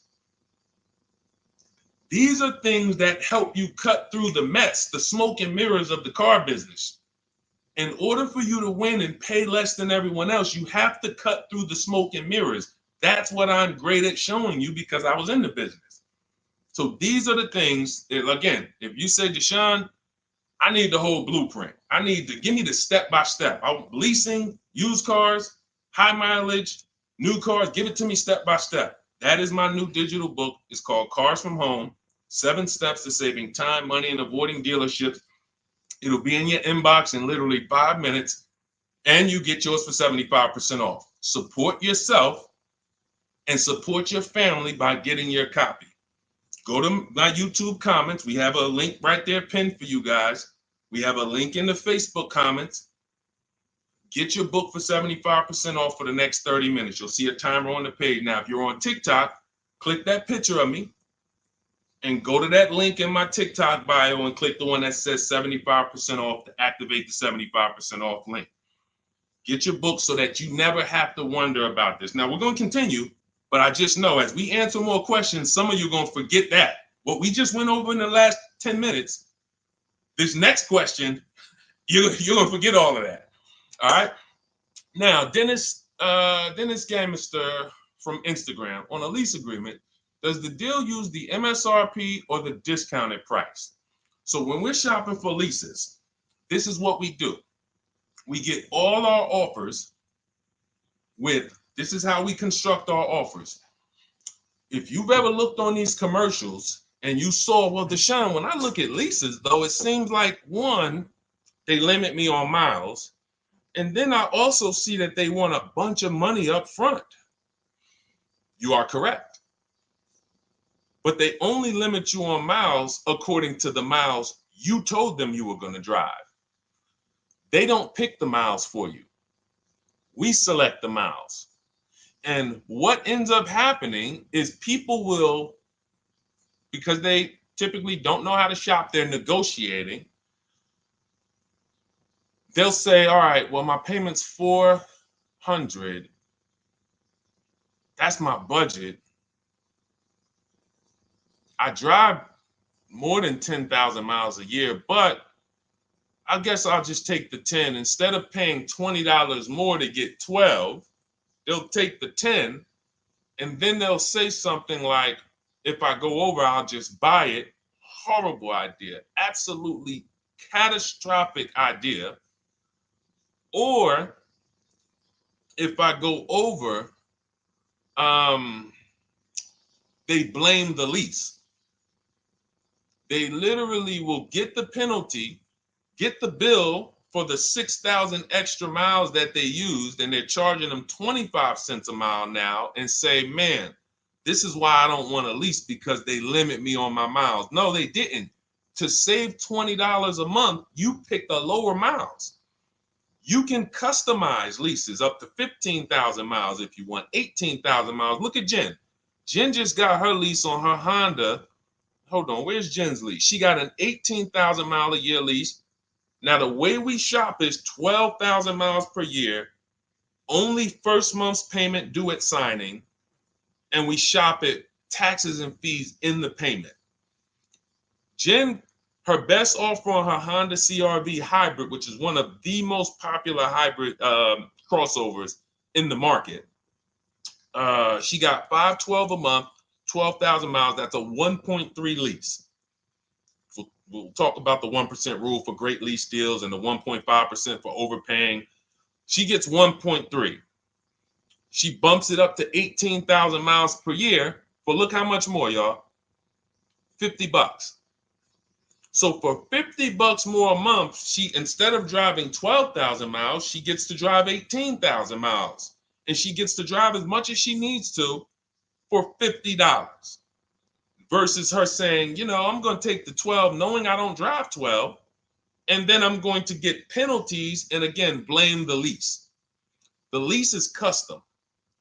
And the first time I learned about high mileage leases was when I was working at Hyundai. I was a manager at Hyundai for a short period of time. It was a highway dealer. The guy ended up going to jail. It was typical, like, you know, I've worked in some dealers, some phenomenal dealers, but this one was like, if you ever could imagine the prototypical highway scam dealership, I mean, this was it. So I was only there for 6 weeks, but I was a manager. And what I saw was I was taking care of this guy's lease who was just finished with it. He had 72,000 miles on it. And I went out there and I said, wait, you leased this? 72,000 miles? He said, yeah, I always lease now. He said, I used to come in every time I bought a car. My negative equity was ridiculous. $15,000, $10,000. I had to keep writing these big checks. And I just said, you know, let me switch to leasing. A customer taught me about high mileage leasing. That's why when I say car salesmen aren't trained, they're not trained. We learn things by intuitiveness and curiosity, and you know, we're not trained on finance and insurance and leases versus buying, none of that. You know, so anyway, I said, wow. And so I looked at his payment. This guy is only paying like $175 more a month, not even, to drive 25,000 miles a year. So if a normal Hyundai lease was $299, he's paying $450, $475, and he's driving 25,000 miles a year. Boom. Drops it off. Boom. No negative equity, none of the trash that most high mileage drivers are dealing with. So when we are shopping for a lease, we have to shop with our template. Whenever you're getting your lease quotes, it's 12,000 miles a year, first month's payment only due at signing, taxes and fees in the payment. Assume tier 1. That's what we blast out. In my book, I have something called the 25 to 5 strategy. We connect with 25 dealers online. You use my email scripts, copy and paste. We're going to get 5 offers. This will take you. You saw Ansley. He said, I started it Saturday. By Monday, I accepted a deal. This doesn't matter. This is a 24, 48-hour turnaround to start getting offers on these vehicles. Now, once we're looking at offers, we take the MSRP. We take the monthly payment. We divide it into the MSRP. So let's just say we're shopping for a vehicle. It's $40,000. One of our offers is $400 a month. $400 a month. No money due at signing. Just $400. We drive off. We divide that into the MSRP, not the selling price. The MSRP. So now we divide that into $40,000. we can see and we multiply by 100, that's a 1% lease. The 1% lease rule has been around for the last 20, 30 years. If you could lease a vehicle and the offers is under 1% of the MSRP, it's a steal, great value. Because a $40,000 vehicle with no money down to buy would cost probably $800 a month on a 5-year loan. So it's incredible value. It's a steal. You don't have to worry, am I overpaying? Nowhere near. You're still in the vehicle. And we have some people who shop from home using the car. If you're Deshone, do those deals really exist? If you're on YouTube or Facebook, you can see right now, look, Greg got a 1% lease on his Kia EV6 Win, $527 a month, $56,000 vehicle. Look, Zafrina, $579 a month, $65,000 vehicle. Ansley, you saw Ansley's Infinity. Rosalie's Infinity truck. Right here. Look, it's paying $592 a month, $59,000 vehicle. 1% lease deals are out here when you know how to shop. Now, that's a steal. That doesn't mean that's the best. That doesn't mean, oh, if I can't get a 1% deal. In order to get a 1% deal, you have to not just shop. You need major support from the manufacturer. The lease program has to be good. The rebates have to be good. The residual value have to be good. The money factor, which is the interest rate, have to be good. There's a lease program that no dealer can control. So when we get these offers, that's how we're judging them. Divide the monthly payment into the MSRP. In my book, I have a calculator that I created where we put all our offers into it, and then it spits out what we call counter offers. So we get 5 offers, 7 offers, we put them all into this calculator I created. Again, this is the best $24. If you get there for $24 before that 30-minute timer and you get your copy, it'll be the best $24 you ever spent. I hold myself accountable to that. You can Google the book and read the reviews. There's software that we created that that's how you're judging your leases. You're looking and you're comparing to the 1% rule. Now, when you get to 1.5%, we can't make those deals. We're paying too much for a vehicle that we're giving back. We have to see, there was no indicator before I created the 1.5% rule. As much as I love educating people on leases, the only people who should be leasing is if you're not keeping your cars 8 years. All of you long-term people who are like, you keep your cars more than 8 years, don't think about leasing at all. You should be shopping for below market purchases. But if you're not keeping your cars 8 years, you're losing thousands of dollars not leasing cars. Depreciation is where you lose. Resale value is where you lose. So the 1% rule is what our anchor is, but 1.2 is great value. 1.3, great value. 1.4, good value. 1.5, good value. Anything over 1.5, now we're paying too much for a vehicle that we're giving back. So that's how we're judging. That's how we're judging and comparing our lease offers. And with the calculators that are in my book, you can literally do this in seconds. This stuff, these mathematical things that used to be complex, even hard for me to explain, when you're using the stuff in my book and you're seeing, wait, man, there's calculators, I can do this, boom, boom. Why don't these calculators exist on Google? Because anything that makes dealers compete, they're not going to make for you. They'll make stuff for you that allows you to see more and do this and make it easier and faster and connect to get a loan quick. But competition, any tools that create competition, they're not going to make those for you, because that's where the real money comes off, when you make dealers compete. Okay, so you want your copy of Cars from Home, 7 Steps to Saving Time, Money, and Avoiding Dealerships. Click the picture of me on Instagram or TikTok. It's going to take you to my bio. You won't leave the broadcast. Click that link and then click the button that activates the 75% off, and you'll have 30 minutes. Once the timer goes to 0, the $97 price is what you have to pay if you want it. It's up to you, but $24 is much better than $97. $97 is still a great price. I have no doubt that you guys would write me, especially the more you use this. 1, 2 cars, 3 cars. You get 1 lease this year, a used car next year, a new car about 4 years. And Deshone, what about when websites change? What about, this is an online system. Websites go out of business. Vroom went out of business. They were in my book. We used to get bids from them. to sell cars to them. When we were shopping for used cars, they were in my multiple marketplace strategy. They went out of business. I went right into the master file, updated the 9,000 people that had a book. It was probably like 2,000, 3,000 at that particular time. And the next time people opened the book file, there was no room. That's why the book is digital. That's one of the reasons. You'll see the other reasons is I have scripts that I link you to. I have PDFs I link you to. Videos I link you to. I couldn't do this with a real physical book. So again, in the YouTube comments, in the Facebook comments, we have a link for you guys to get your book at 75% off for 30 minutes and use it. All right, Dolan, shoot the next one then, brother. Let's go. How old of a used car should a person buy? That's based on budget. I like to start with when we open those marketplaces, Tony, you want to start with the most recent cars. The first thing you're doing when you open up the marketplaces, y'all, first of all, we're creating accounts. Out of all those marketplaces I named, 6 or 7 of them, we use 8. We use eBay Motors, we use Carfax.com, we use Cars.com, Autotrader.com, CarGurus.com, Carvana, CarMax, Driveway, and that's 8.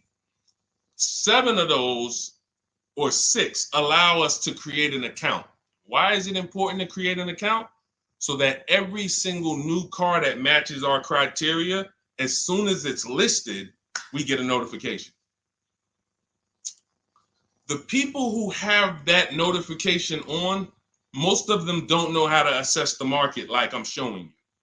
So even if they get a notification that the car was just posted, they're not going to have the information to take advantage of it. They're going to hesitate.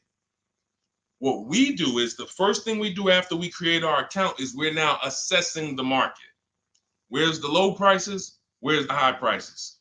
And I'll usually go 3 years back, sometimes 4 years back, and let's assess the market. Now, I have another calculator in the, matter of fact, let me show this to you guys. I have another calculator. It's called the Perfect Budget Calculator. The Perfect Budget Calculator. What this does, you guys can't see this on YouTube, but you can see it on you can't see this on TikTok. But if you go over to YouTube, Facebook, or Instagram, you'll be able to see what I'm sharing right now. Now, what often happens is, let me share this. Hang on. Boom. Okay.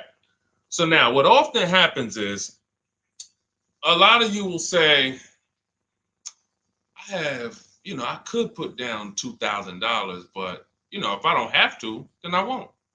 Or, if you get a car and you pay $15,000, if you pay $500 a month for 5 years, that's a lower price you paid than paying $500 a month for 6 years. So ways to manipulate our budget is to shop within our budget for a shorter loan. This is all stuff where I said, okay, people don't know they need to be doing this. So let's make a tool that does it for them. And this is, you get access to this when you get your copy of Cars from Home, my book. So let's say we do something called an equity assessment. Everybody who has a car, remember I was mentioning a little while ago, we go to these websites, Driveway, all these, and we find out what our car is worth. Let's say you're like, man, okay, if I sell my car to CarMax, I'm actually going to have $3,200 of equity.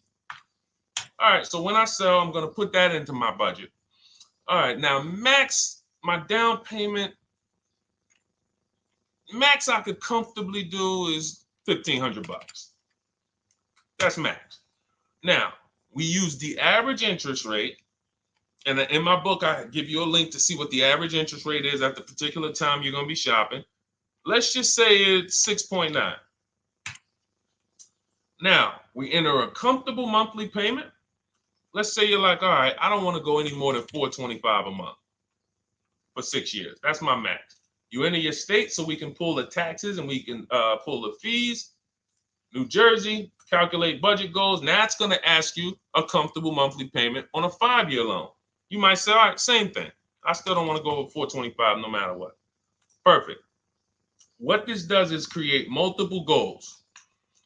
And it creates multiple goals. It creates a starting point. Now, if you find a car at this price, $18,776 or less, you can do a 5-year loan, use none of your equity, so this will go in your bank, and use none of your down payment. Now, next goal may be, okay, $22,000 or less. 6-year loan, no equity, no down payment. So the first two goals are no money down goals. If I find a car anywhere in these price ranges, I can do these deals, no money down. Now, this is one where I use my equity, but no down payment. Goal number 4, I use my equity for a 6-year loan, no down payment. Now, goal number 5. Now you can see the price of the car is getting higher.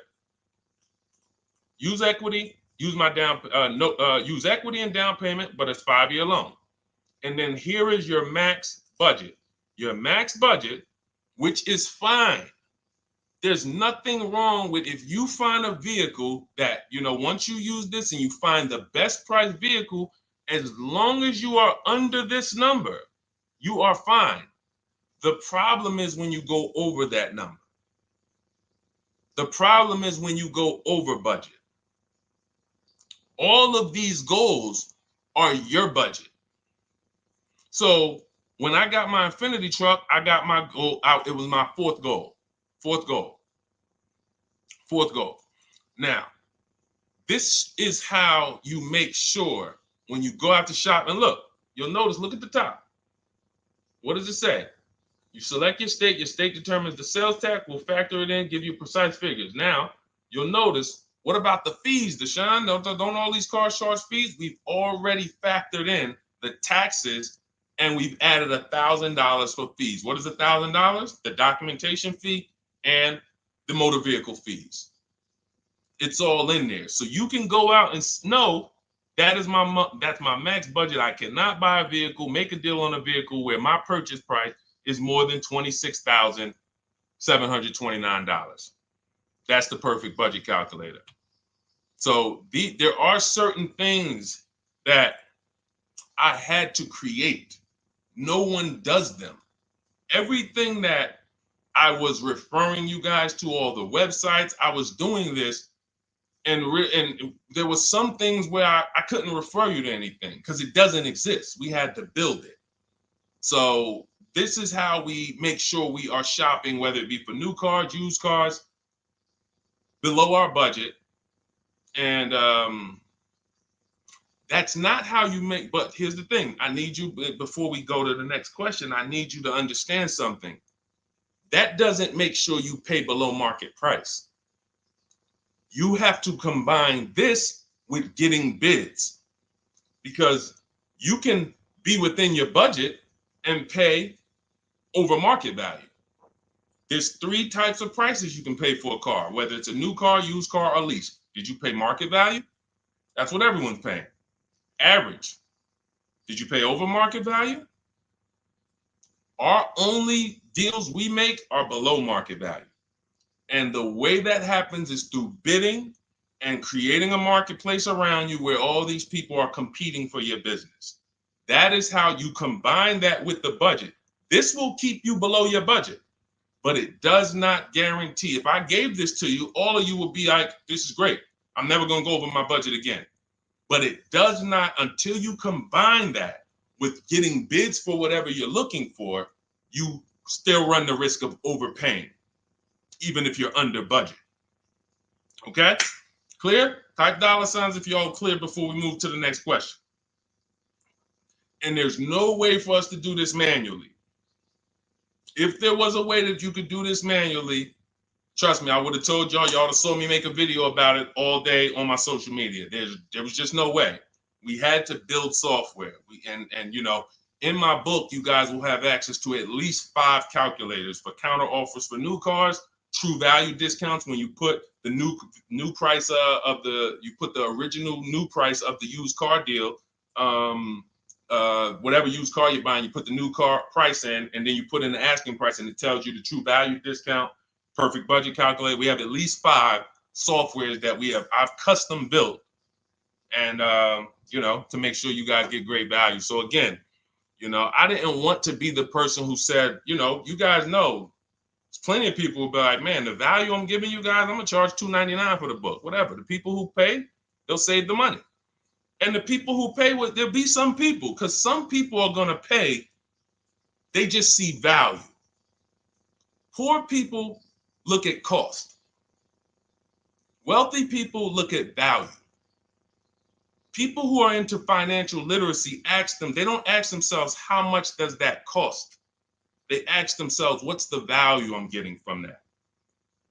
And I could have said, well, you know what? I'm going to help you pay less than everyone on new cars, used cars, leases. We'll do $200, $300 for the book.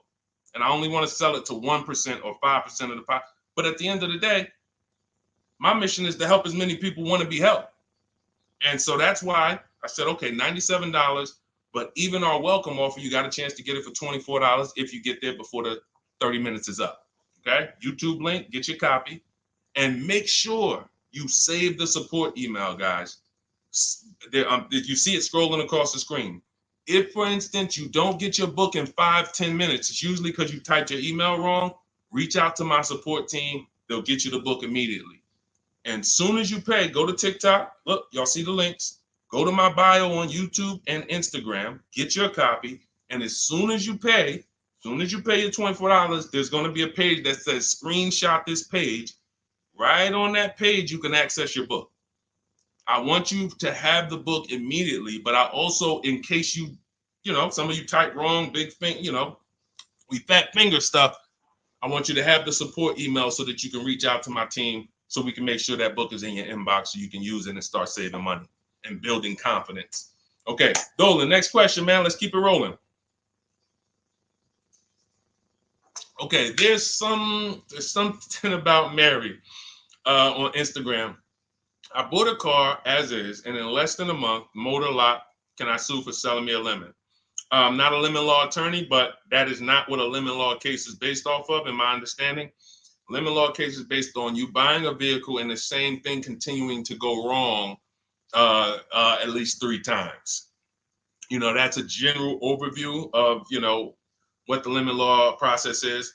And if y'all are enjoying the broadcast on TikTok, can y'all just double tap the screen and keep running those likes up? Every time y'all do that, y'all help TikTok bring more people here, and I appreciate it. If you're going to spend some time with us and, every time just you hear something you like and you're like, man, we got to share this. Oh, and shout out to Madhu for sharing. Here's the thing. I made a video about this the other day because a friend of mine got a used vehicle and the transmission went out on him in about a month. So it wasn't the engine. But when you buy a vehicle as is, it's very tough for you to have any recourse, anything that you can do, because you're signing a contract that specifically says as is. It's very tough. What I would do if I was you, because the damage is done, I just find out what it would cost me to put a used engine in the vehicle, rebuilt in a used engine, salvage yard.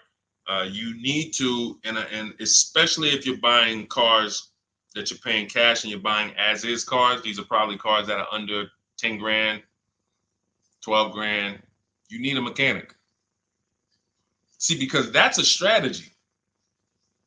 There is a great strategy called buying inexpensive cars and having a local mechanic so you could do what's right. Oftentimes you could drive those cars for a year or two and sometimes sell them for what you got for them because you've outlived the depreciation. Those cars are not depreciating as much unless you overpay for them. If you overpay for it, then it's going to drop because you overpaid for it. But if you pay a great price on some of these vehicles, you can oftentimes win with this, but it requires skills. One of the skills is, how do I avoid engine issues, transmission issues? So a couple things.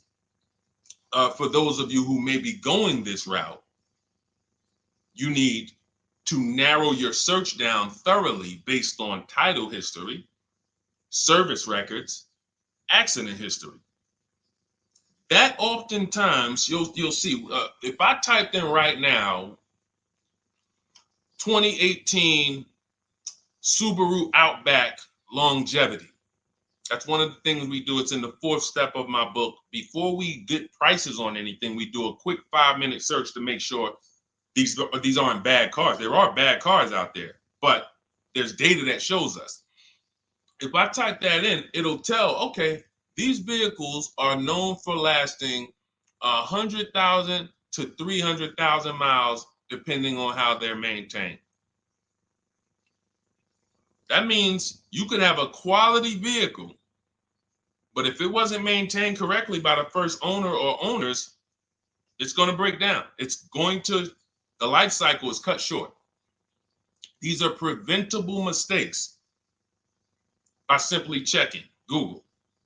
Now, we narrow these things down based on title history, service records, accident history. Once we do that, I don't mind buying a 10-year-old. I bought a car that was it's my around the city car. I drive it probably 200 miles a month. I bought it from a owner in South Orange. He was a 98-year-old man. He's had it for 10 years, and he knew everything about it. He leased it for 3 years, then he bought it. So he's really had the car for its entire life cycle. That's what you want, because you're able to look and see the service records. I don't mind. We have to take the risk off of ourselves, and the risk off of ourselves with used cars to prevent ourselves from buying these used cars that are breaking down on people, and they're always in the shop, and they're dying on the road, and you got to keep the tow truck on speed dial. It's simply a matter of checking to see the reliability records of the car, which is easily accessible on Google, the way I just said, and then making sure the one we get was actually maintained correctly. And that's going to give us the best chance of having a great experience. These are the steps we must take. But in your particular case, there's probably, I don't think you have a case. You can certainly reach out to a lemon law attorney. I don't think you have a case at all. I think because it's buyer beware with cars. It's buyer beware. That means it's on you. If something goes wrong, it's on you. And so what I would do is I would find a local mechanic that I trust, that everyone loves in the neighborhood, and I've been there for 10 years, 20 years. And I would say, listen, can you find out what it would cost me to put another engine in this vehicle? My father did this on his GMC Envoy about 6 years ago. It was a 2008 Envoy. The engine went out on him. He put a new engine in the vehicle. One of the best $2,000 he ever spent, $2,000 or $2,500, whatever it cost him. They put a new engine in that vehicle. He still has it. He's about to sell it for about $4,000. He's had that vehicle from 2013. Think about that. A lot of people, engine goes out, they sell the car. It's worthless now, so they take the loss. Meanwhile, man, let me come up with $2,500, and I still got no car payment for the next 6 years. We don't need to be so quick to go replace our cars. If we follow these strategies, we can actually, I love to see more people doing that. Just go fix the car. But don't go to the dealership to fix it when they tell you, hey, the engine's going to cost $10,000. And what does the dealership say, y'all? When you have these major issues and the dealership tells you the transmission is $7,000 and a new engine is $10,000, what's their suggestion? What's their suggestion when they tell you that? Because they already know you're gonna be like, yo, what the heck? I can't pay all of that. What's their suggestion? Let's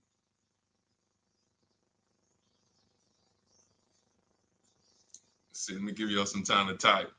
I just want y'all to know, this is how the system works. So I know somebody. Look, thank you, J. June. Trade it in. Thank you. You see how we can? Oh, look, N.Y. Anderson, buy a new one. So what they do is, exactly, Victoria, they're going to suggest a new vehicle. So if we know, now watch this, as your vehicle is worthless, you don't have any opportunity to put it on a competitive market to see Well, how much would somebody pay for that? They've already assessed the value, and they want to structure your deal, have you take that major loss for that engine. They're going to put the engine in for a lot less than that, and they're going to resell it, and now they sold you another car. When you could have just literally went to a mechanic, got a rebuilt or got a used engine, put in that vehicle, cost you $2,500, maybe $2,000, and literally you're on the road for another couple years with no car payment, keeping money in your household versus now I'm in another $400 a month payment. Okay? This is what it's about. And if you're like Deshone, well, I don't want to keep a car that long. We talked about you earlier. You shouldn't be buying cars. Because the keepers on here who keep cars 8 years, 10 years, who has a car they've had in their driveway for more than 8 years? Type the number of years. I want to explain something we're gonna help a couple people learn a lesson here about themselves, because they're gonna be like, they're gonna realize they're not keepers. Look, look, we need to show people, because some people think, oh, I keep my cars a long time. I keep them about 6-7 years. We need to show that that's not a long time in the world of cars and depreciation. So Michael, 15 years. Michael got a car that he's had for 15 years. Let's go. Type the number of years you've had it if it's more than 8. Look, Vancia, 11 years. Let's see. See, a lot of people don't keep their cars. Look, N.Y. Anderson said, I drove my last car 14 years. All right, Connie, 15 years. She has a 2004 Chevrolet. Tony on Facebook, 2006. Now, watch this, y'all. If you ask me, Deshone, what's the way to get the most money out of a vehicle? It's to do what they're doing. Tanaya, 9 years. No, Renata, not less than 8.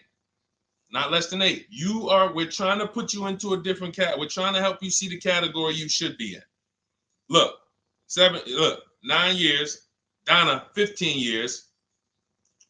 What's so important for y'all to see about these people is that they have beat depreciation. And that means whatever their vehicles are worth today, a year from now, they're going to be worth about the same. If their vehicles are worth $4,000 today, a year from now, they'll be able to still sell it for about $4,000. But the thing is, they're trying to get the most money out of it because the cost of replacement is expensive compared to what they're doing. No matter how much they got to pay to keep those vehicles on the road every year, a little couple $100, maintenance, whatever, it's nothing compared to going and getting a new car and bringing hundreds of dollars a month or thousands of dollars in the form of cash out of our household. And everyone's not going to do that. And that's okay. You should not be buying cars. You should be shopping for below market leases. Because again, there's 2 ways to save money. Do what the keepers do. You just saw all the keepers. We shouted out all of them.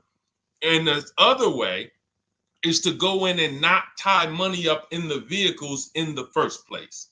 When you look at somebody like Danielle, she's driving a $44,000 Audi, 2024 Audi A3. That vehicle is $800 a month to buy, no money down. $800 a month for 5 years, maybe $700 a month for 6 years. She's paying $550 a month. She didn't tie up the money in the first place. That's the name of the game with leasing. Bonita on her Telluride. This is also to show you it doesn't matter what the market does. The market could be up or down. We're going to pay less than everyone. This is Bonita. She got a Kia Telluride during the pandemic when everybody was paying ridiculous prices. That's why I show her 2022. Look at the date. She said, I'm driving my dream vehicle, $600 a month.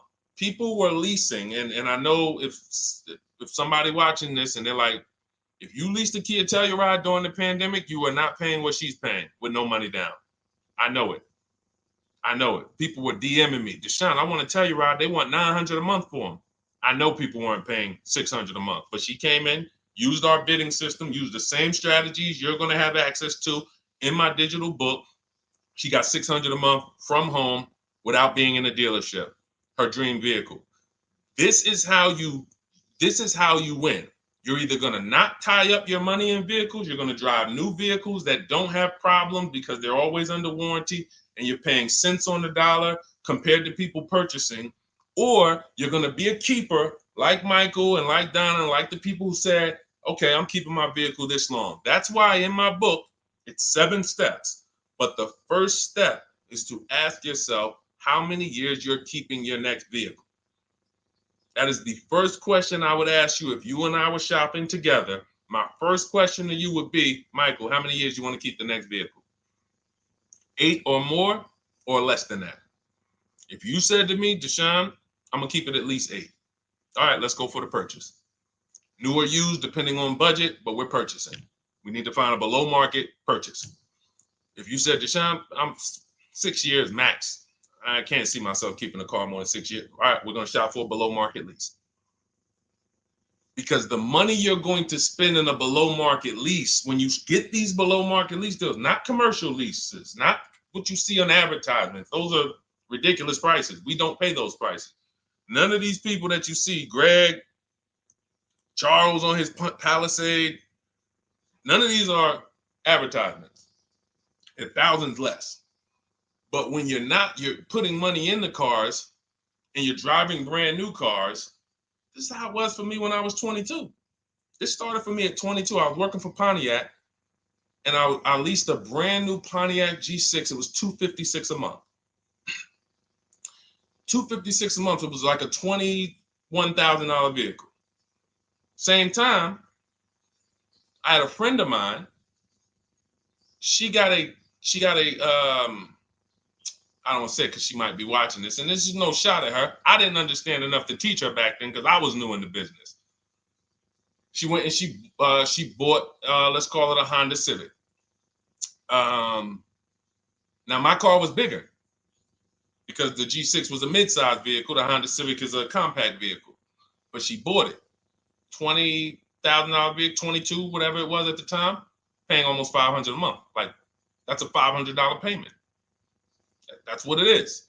So my young household, I got a newborn daughter.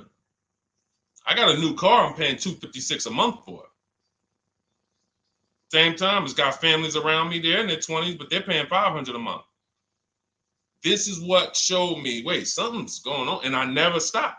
I bought a used car at that time, but since I've had 4 Infiniti leases, I've had a Jeep Grand Cherokee lease, and people always think, D, you must be paying ridiculous money. I see you get new cars every 3 years, but they don't. I'm driving $40,000 cars, $45,000 vehicles. I never paid over $400 a month.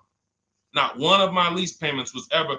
I remember I got this Jeep Grand Cherokee, and it was a $35,000 Jeep Grand Cherokee Laredo, 2018. When I got my offers, the best offer was $330 a month, 12,000 miles per year. And that's what I was driving. If I was driving 15, I would have bumped it up to 15,000 miles per year. I got $330 a month. I went in there and I gave them $330 for that Jeep Grand Cherokee, and I drove off. $35,000 vehicle. This is what I'm telling you guys. This is what is called deal structure. If your deal is not on the right foundation, if you buy but you should have leased, you're overpaying by thousands and thousands of dollars. And you're going to have subpar vehicles with that run out of warranty, and you're going to have the same payment. You're going to have higher payments. I need you out of these 2 categories. I need you in one of these 2 categories. I'm either going to keep my vehicle long enough to beat depreciation, 8 years or more, or I'm shopping for a below market lease. I'm not going to be stuck in the middle no more, buying vehicles and then selling them while they still have a loan on them, negative equity and all of this stuff. This is paramount. Okay? The buying versus leasing thing, I need most of you to put this to bed today.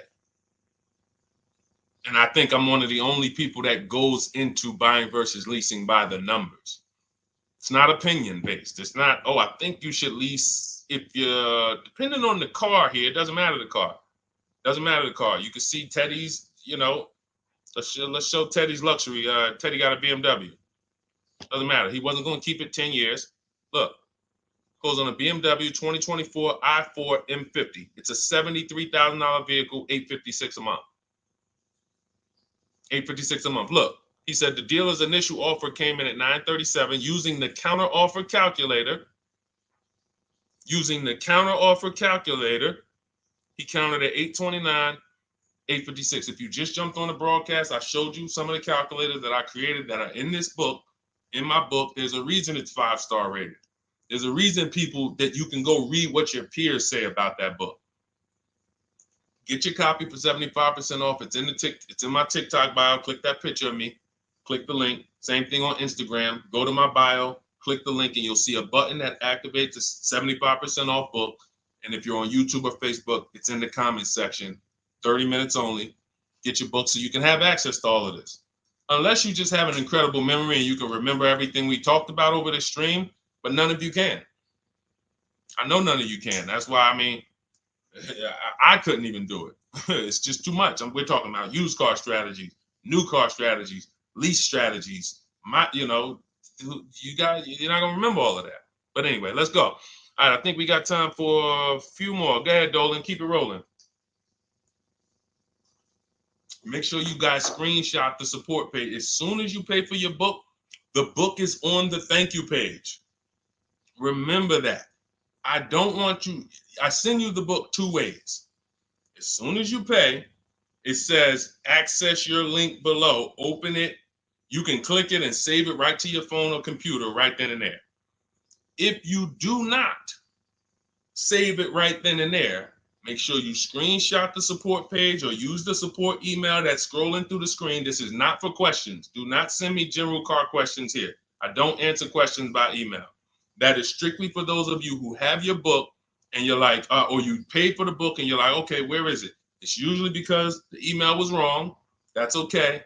Hit that support email so that my team could send you the link out so that you can have your book today and start digging into it and using it. Even if you're not shopping right now, you can still map a plan out. Go ahead, Dolan, shoot the next question up.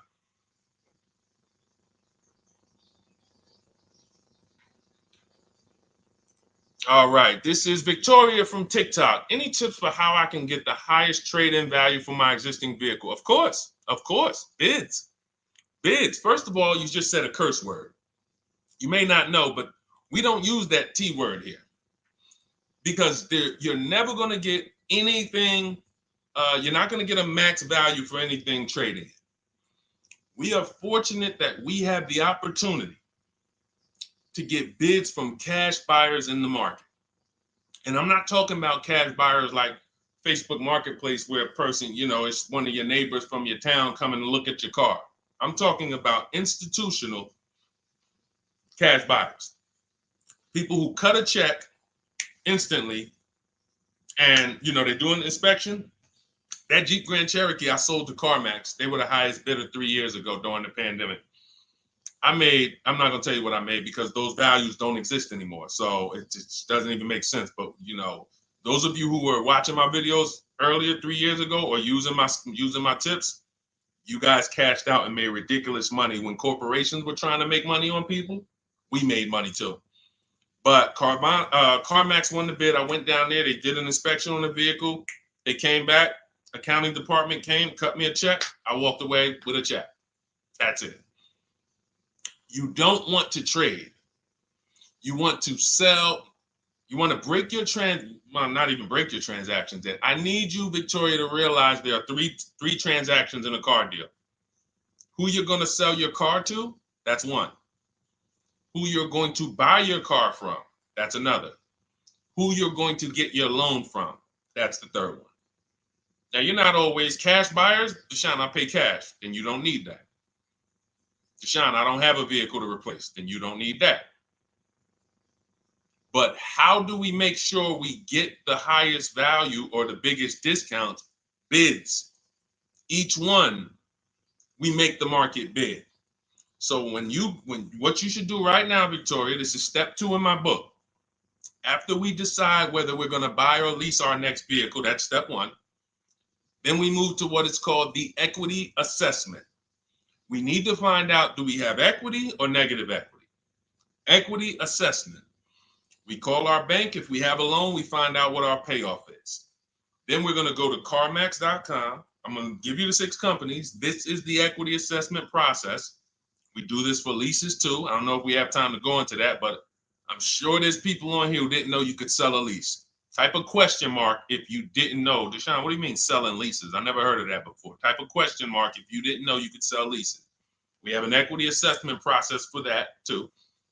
But what you would do is you go to CarMax, Driveway, Carvana, Kelly's Blue Book Instant Cash Offer. This takes 20 minutes. AutoNation, Sell My Car, and Car Gurus, Sell My Car. Car Gurus, AutoNation, Kelly's Blue Book Instant Cash Offer, Driveway, Carvana, CarMax. 6 offers in 20 minutes. That's bids. See, everything we do is a bid. That's how we have peace of mind. We don't negotiate. We make people negotiate with each other. There's 2 schools of thought. I want to remodel my kitchen. I want to remodel my whole kitchen. I go in and I have 5 people come out to give me a quote. One of them comes in and I start negotiating with them. Hey, you got to take less. Hey, you got to take less. You got to take less. I don't know if it's a good price or not. But when I come in, the first person comes in, I say, hey, okay, great. Is this your best offer? I'm having a couple other people come by. Oh, okay. Okay, thanks a lot. Next offer? Oh, next offer? Oh, well, listen, look, I could beat that. Oh, I'll give you another 5,000 off. They're competing against each other. When someone knows you are shopping their competition, you're making them compete with each other. They're negotiating with each other, not with you.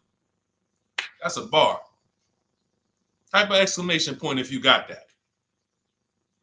When people know you're making them compete with their competition, they're negotiating with their competition, not with you. That's the power of bidding. That's why we got grandmothers and single mothers that can come in and do this. That's why we got people who can come in and do this. You know, how are people getting these prices? Not negotiating, because they're making people negotiate with each other to earn their business. They're making banks negotiate with each other to earn their business. It's a beautiful thing. Banks and dealerships depend on you not making them compete. They want to negotiate with you and try to make you imagine and make you think, well, that's the bottom. That's the bottom. And you think that's the bottom, but that's only their bottom.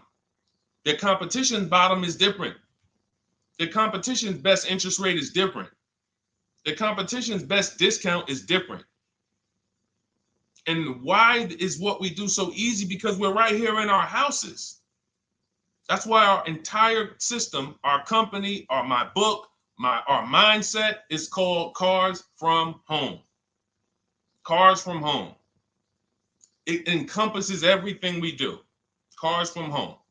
So that's what you do, Victoria. First thing you do is you go to those 6 websites, get your 6 cash offers, and that's going to be higher than any dealer you would ever consider trading the car to. Guaranteed. And this also allows us to eliminate the fake emails we get. All of this stuff is computer generated. I know you guys get these emails. Hey, Deuce, great news. We need your 2016 Kia Optima. We have a customer looking for it. We'll pay you $2,000 over MSRP. Who's gotten those emails? We'll pay you $2,000 over Kelly's Blue Book. Who's gotten those emails? Deuce, the list is CarMax, Carvana, KBB Instant Cash Offer, Driveway, AutoNation, and Car Gurus. Car Gurus. That's step 2 in my book, the equity assessment process. This is stuff we do before we start shopping.